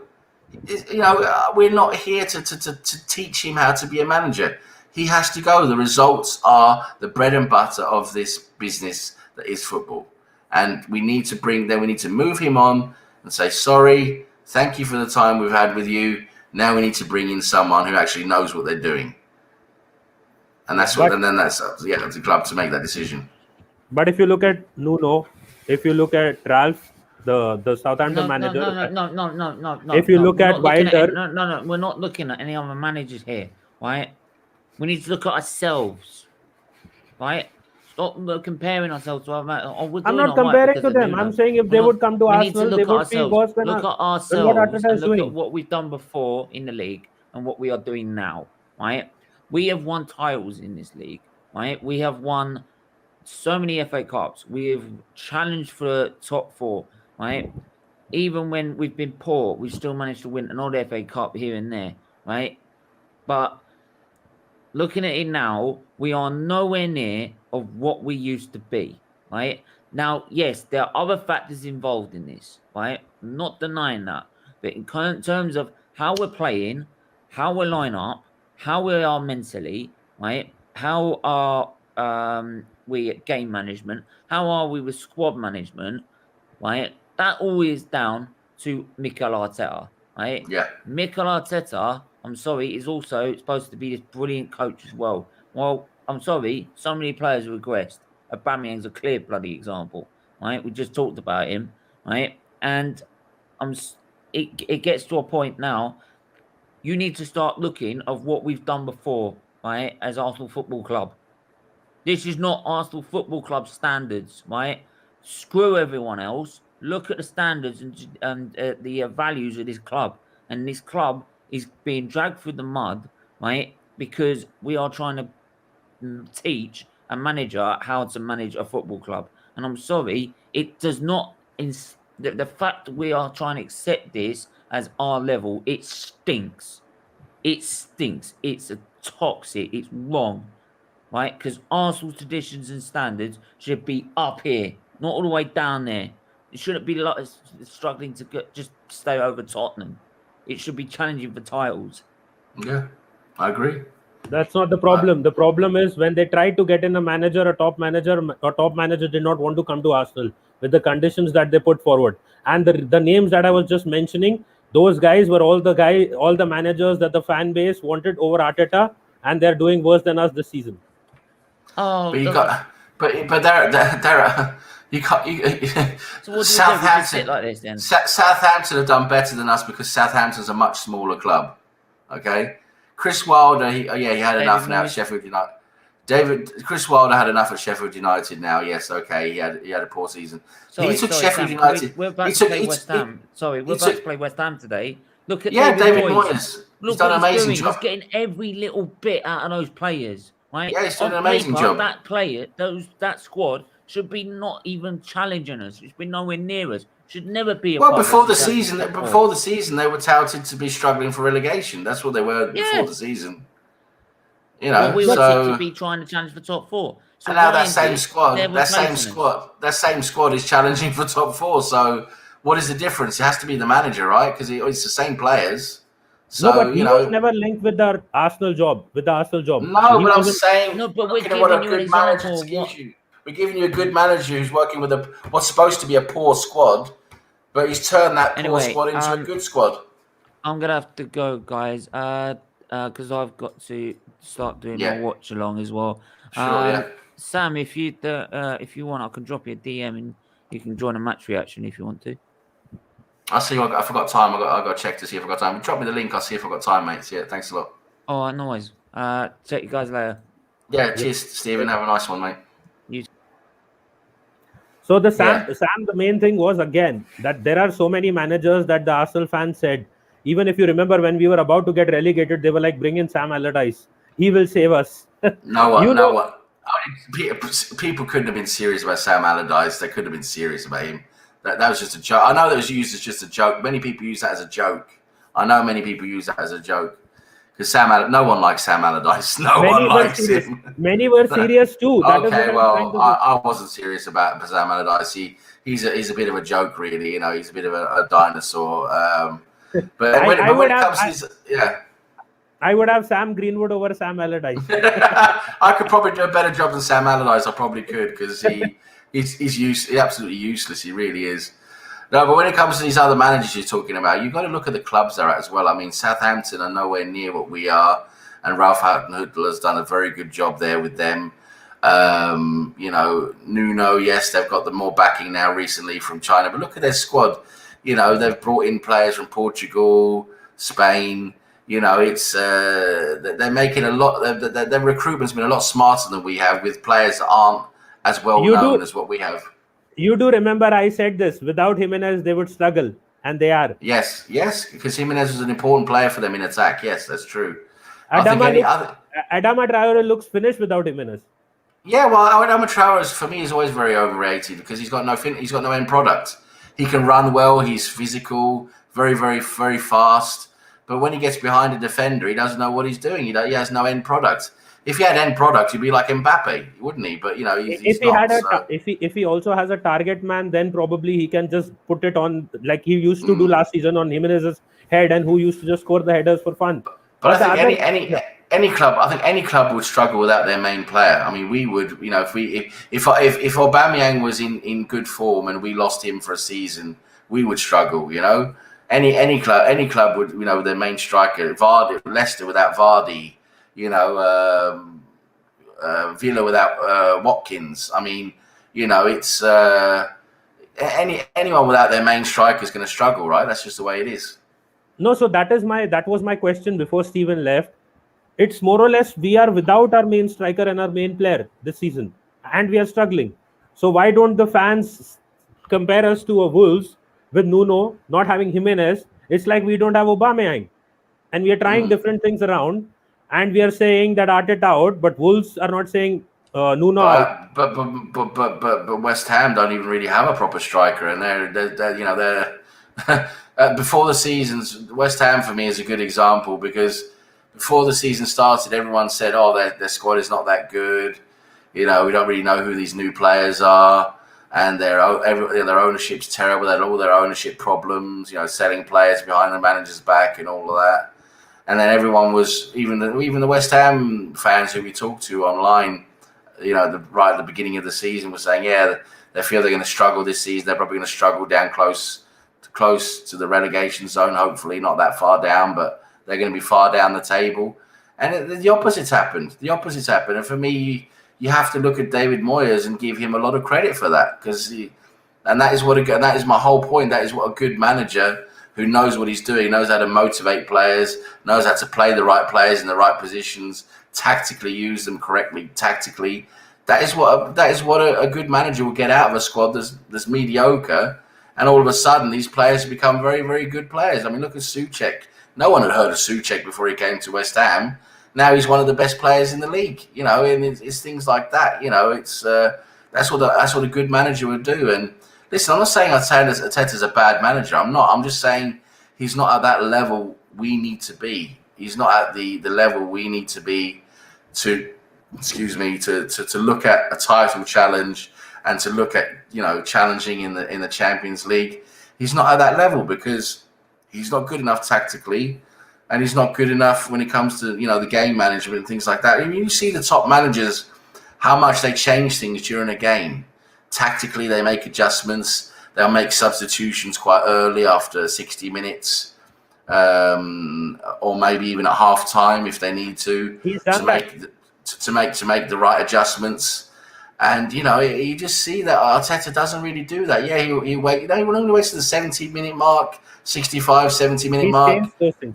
He's changed those things now. Remember the Olympiacos goal? The goal happened. He changed. Well, he had to against Olympiacos. He had to. He's done that before as well. I'm talking in games where things are a bit more even and things like that. He's, the other manager would make a tactical adjustment and he'll struggle to really do the right thing back. And he's learning. He's learning to do the right things. But it's just how long are we going to wait for him to learn to do the right things? That's my thing. I'd rather have someone who knows what they're doing now so we can get up where we want to be quicker, or, we're going to be waiting for 3 or 4 or 5 seasons for Arteta. I just don't think that's right. And just wanted to quickly ask another thing from this, which will be, I think, a short and sweet answer. If suppose Arteta has 2 more years in his contract, if by the end of his final year, he's still here, because we know he's going to be here next year. If by the end of his 3rd year, that is his last year, he's still here and he's improved in a lot of things that are a problem, would you extend? And one more thing, if you feel that maybe within 2 years he will learn everything that he's already in the process of learning, would you rather wait for a couple of years and get a manager who challenges regularly for a league title, and brings us Champions League football and tries to do more? Or would you try to shuffle your managers around for 3 to 4 years again and probably end up nowhere? It depends on the results, and depends on what trajectory we're on. I mean, we need to be a lot more improved from now. Definitely, we need to be in top 4. We need to be. I mean, for that, if we're talking not next season, but the season after that, which is when his contract ends. Yeah. If we're not in the Champions League, then if we haven't got into the top 4 next season to get into the Champions League the following season. And if we're not, I would say improving on that top 4 and looking like we can, I mean, you know what I'm saying, looking like we're a better squad or better team than we got into the top 4 with, then then we got to start looking at maybe someone else to come in. And definitely, if we're not in the top 4, then he's failed in his target. We can't. That's the whole point. He's got targets to reach. If he's not reaching them, then we need to bring in someone who can, because I don't believe in this is something I also see on all the other podcasts. Oh, you can't keep changing managers. Why not? It works. It worked for Chelsea. It worked for Real Madrid. It worked for Barcelona. Why can't we keep changing? We do have money. We do have money if we want to. It's just on how we prioritize it. Right now, we're struggling a bit because of COVID and all, and our budget's fucked now because of COVID and no revenue and everything. That's fucked. But until now, we've had money. We've had money to spend. We just spent it incorrectly. We spent it poorly. And no, what I mean to say is, if Atletico Madrid can give Simeone 40 million euros a year, 40 million euros a year. We can afford. It's about prioritizing, right? You have to budget. Then you have to allocate more of your budget for the manager than the transfer fund, right? So it's as easy as that. Just one thing: Atletico Madrid's owners are also oil money merchants. So yeah, but they're not putting in the same money as they are. Adam will tell you about it. Well, they haven't put in the same money as Real Madrid and Barcelona over the last 5 years. Not that much, but if you are wondering where the Simeone money is coming from, it's from them and the oil. Yeah, and they're probably allocating that so they've got less of a transfer budget as well. So they probably don't have the same transfer budget. But if you see, Sam, just one question before that: what has Simeone actually done? I know he has a defensive style. He's tried to play against Real Madrid and Barcelona, which are obviously better teams in terms of squad so far. This season, he's there at the top of the league because Real Madrid and Barcelona are literally fucked. If they were not in such a big mess, and we speak about Barcelona wasting all their money on Coutinho, Real Madrid has done the same on Hazard. They've not utilized it right. If they did, I don't think Atletico Madrid would be doing well. And Barcelona gifted in a way Atletico Madrid Suarez, who's produced for them so far, but he couldn't do it. He will run out of energy. So I feel Atletico can still go down. But apart from that, if you see, one league title, and I think it was one Champions League final, if I'm not wrong. Some people say two. I think it was one that they lost to Real Madrid. So one league title and one Champions League final in how many years? Say around 8 years or 10 years, if I'm not wrong. Would you take that from an Arteta? In 8 or 10 years, if we're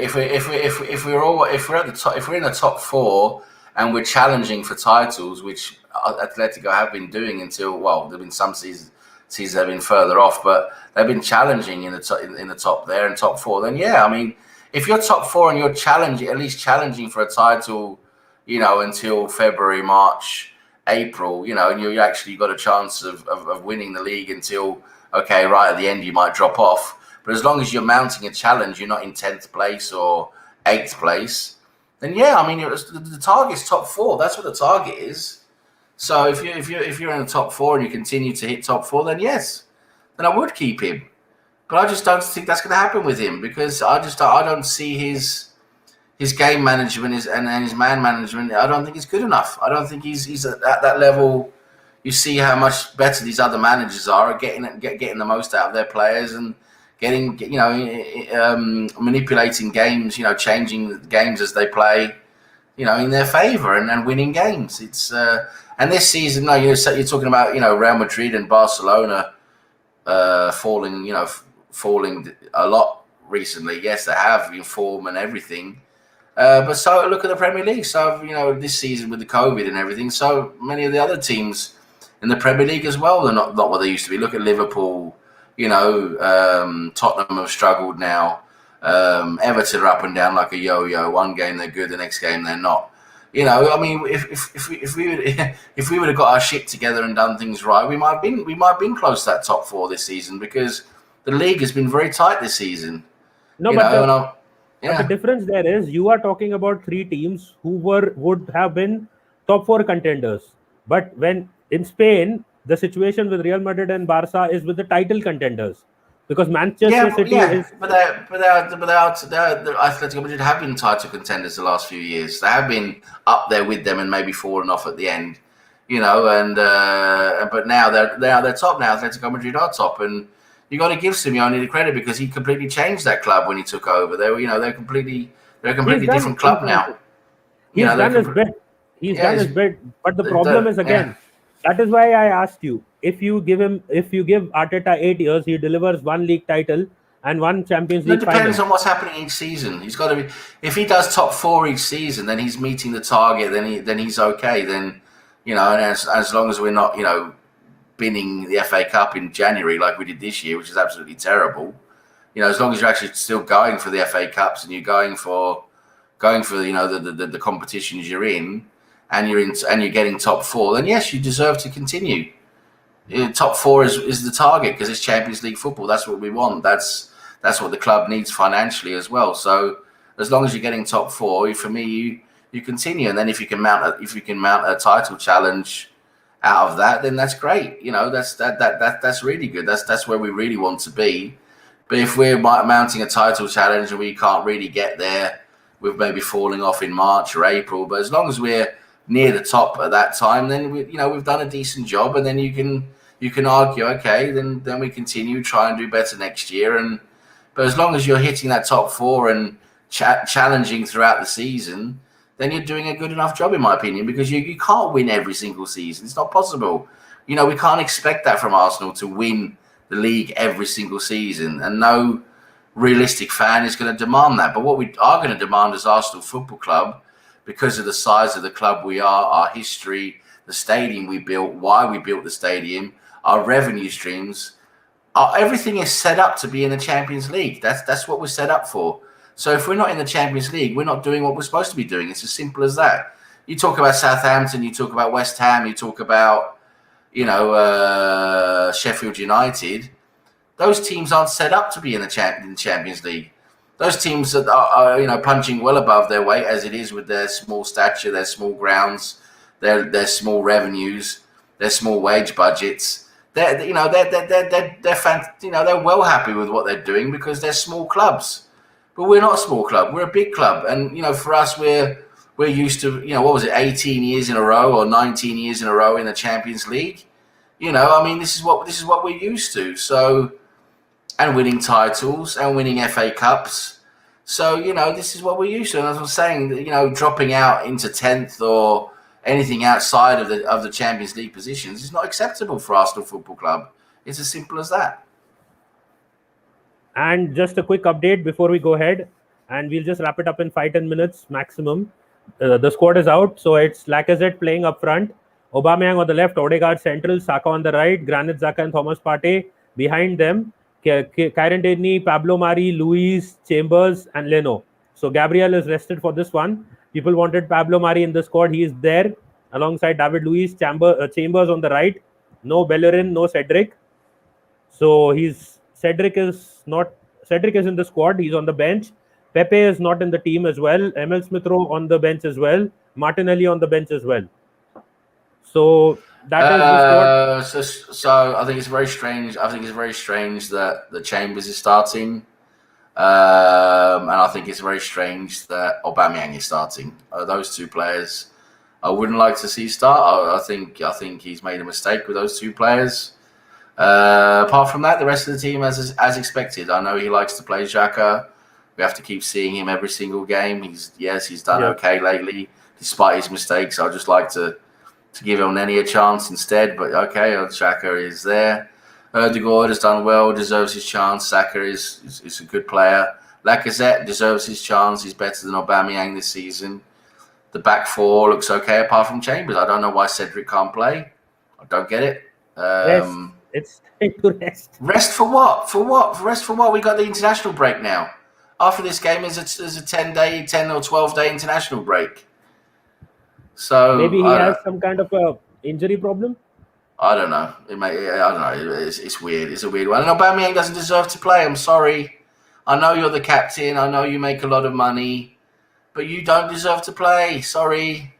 It should be Martinelli, or it should be a Pepe or someone else out there. That's what we should see. I knew Smith-Rowe was going to get the rest today. And Smith-Rowe. It's okay to rest Smith-Rowe, but then I would rather play a Martinelli or a Pepe in that position. Pepe won't play there because the reason is, as we discussed the tactics, right side, left-footed, inward, forward. So it will be Pepe or Saka on the right. But he played well out left, Pepe. He played well out left. I know, but the tactic is now set. The system is set. At that point of time, he was still finding the system. Now their system is set. And that is why he's going to always play a right-footed inward forward on the left.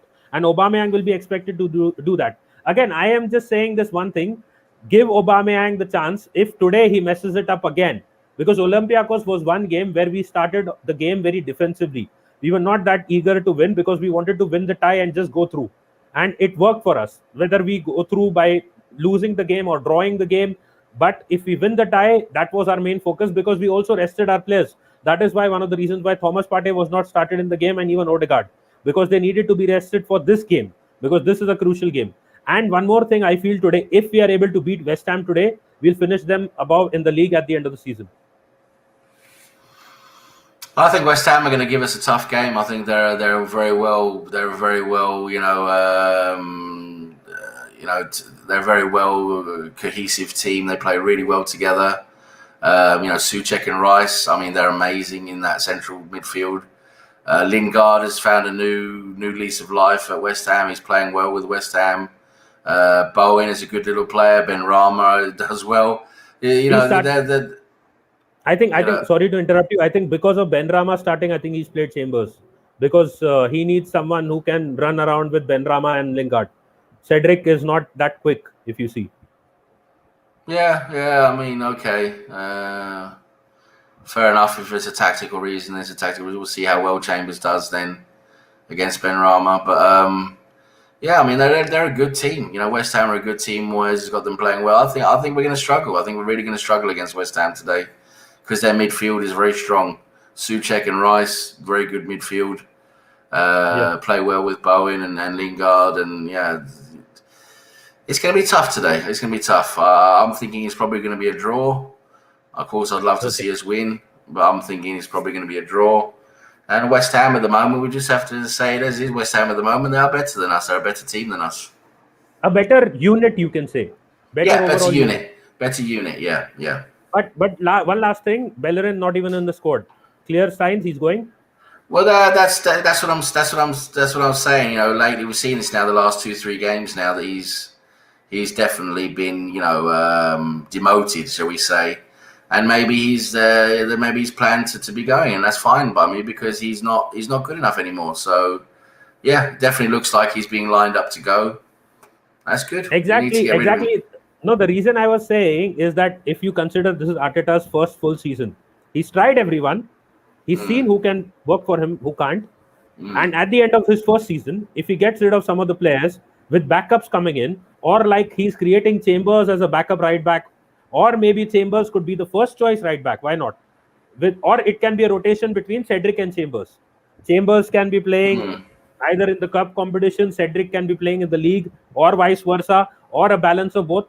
Then I don't think at the end of his first season, I would complain if he is given everyone a chance. Because if you remember the clean slate that he mentioned, now with Guendouzi also kind of making statements that I want to play for the shirt, trying to suck up, and maybe he will come back and apologize. I'll tell you what, I would love to see Guendouzi and Partey together. I would love to see that. I would love to see Guendouzi play instead of Xhaka. I really would.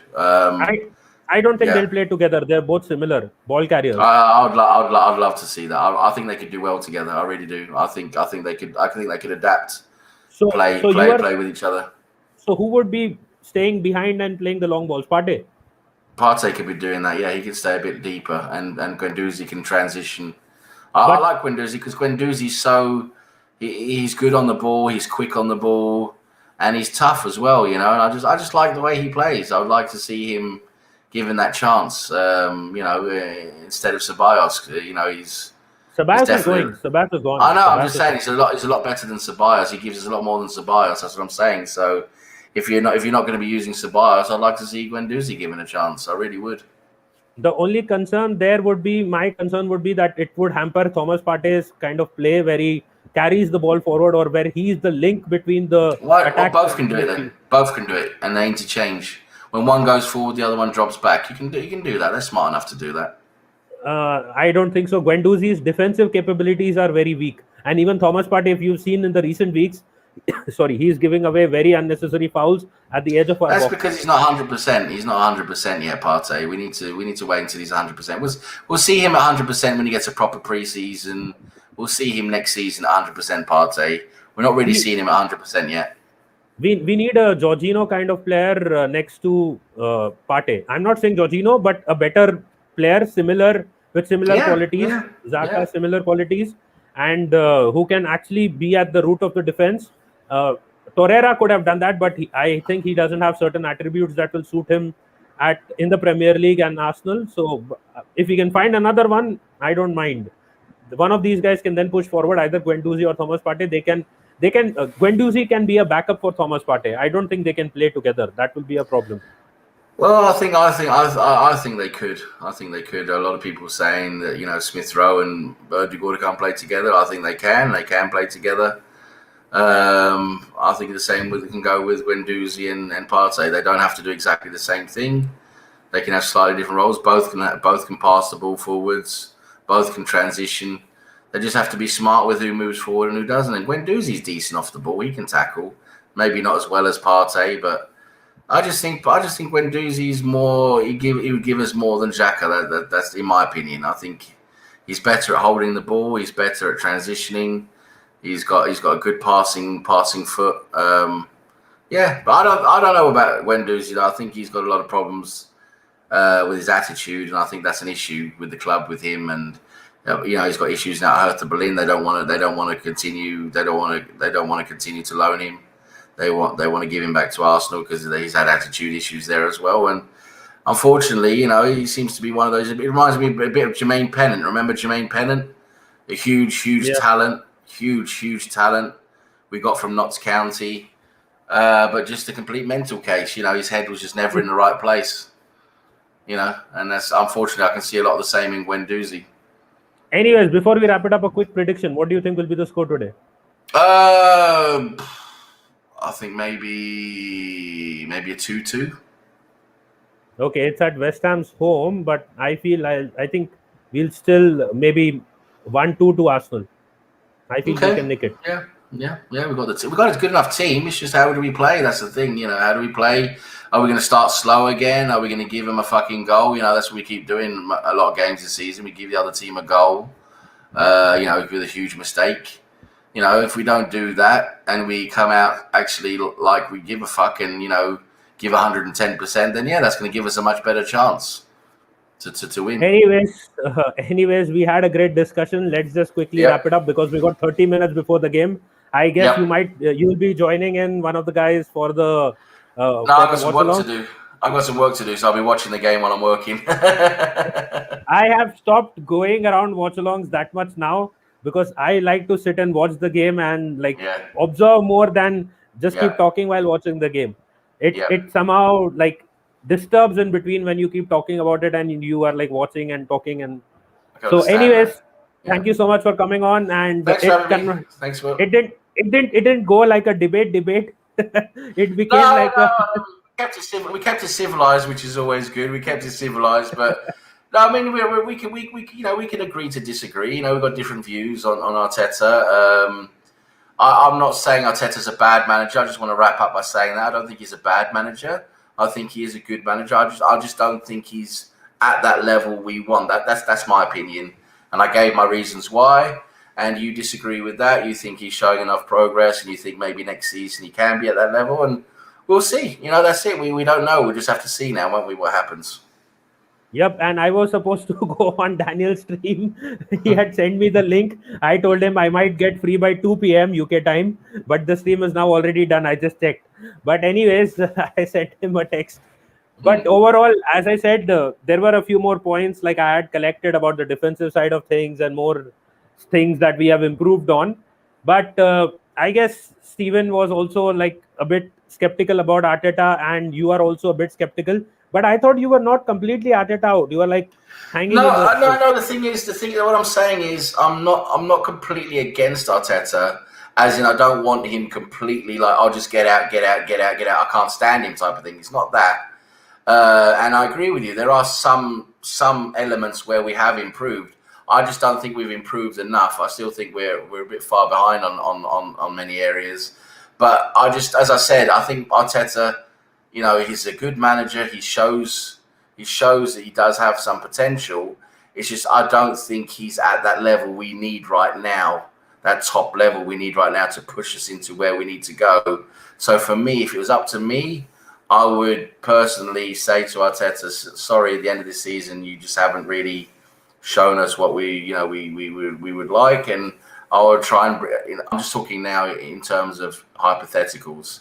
I would bring in a top level manager and give them the transfer window and them the chance to build the squad then from the next season and the target next season would be top 4. You have to get into the top 4, and that's the way we have to move forward. We have to be a bit more brutal and and say, you know, when it's not working, it's not working. And for me, with Arteta, it's not.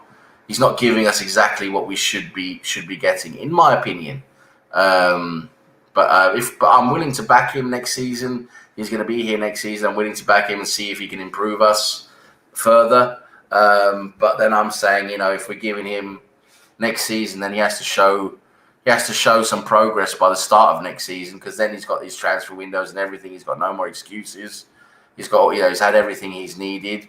So then we have to see from the beginning of next season he makes progress. So if by, like I said, if by Christmas time next season, if we're not in the top 4 or we're not challenging, then sorry, you know, he has to go. It's as simple as that.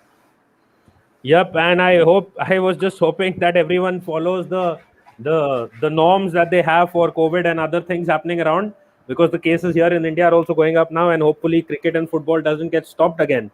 Oh God, And yeah. let's see what happens with that. For all we know, there might be some disturbances in the Euros as well.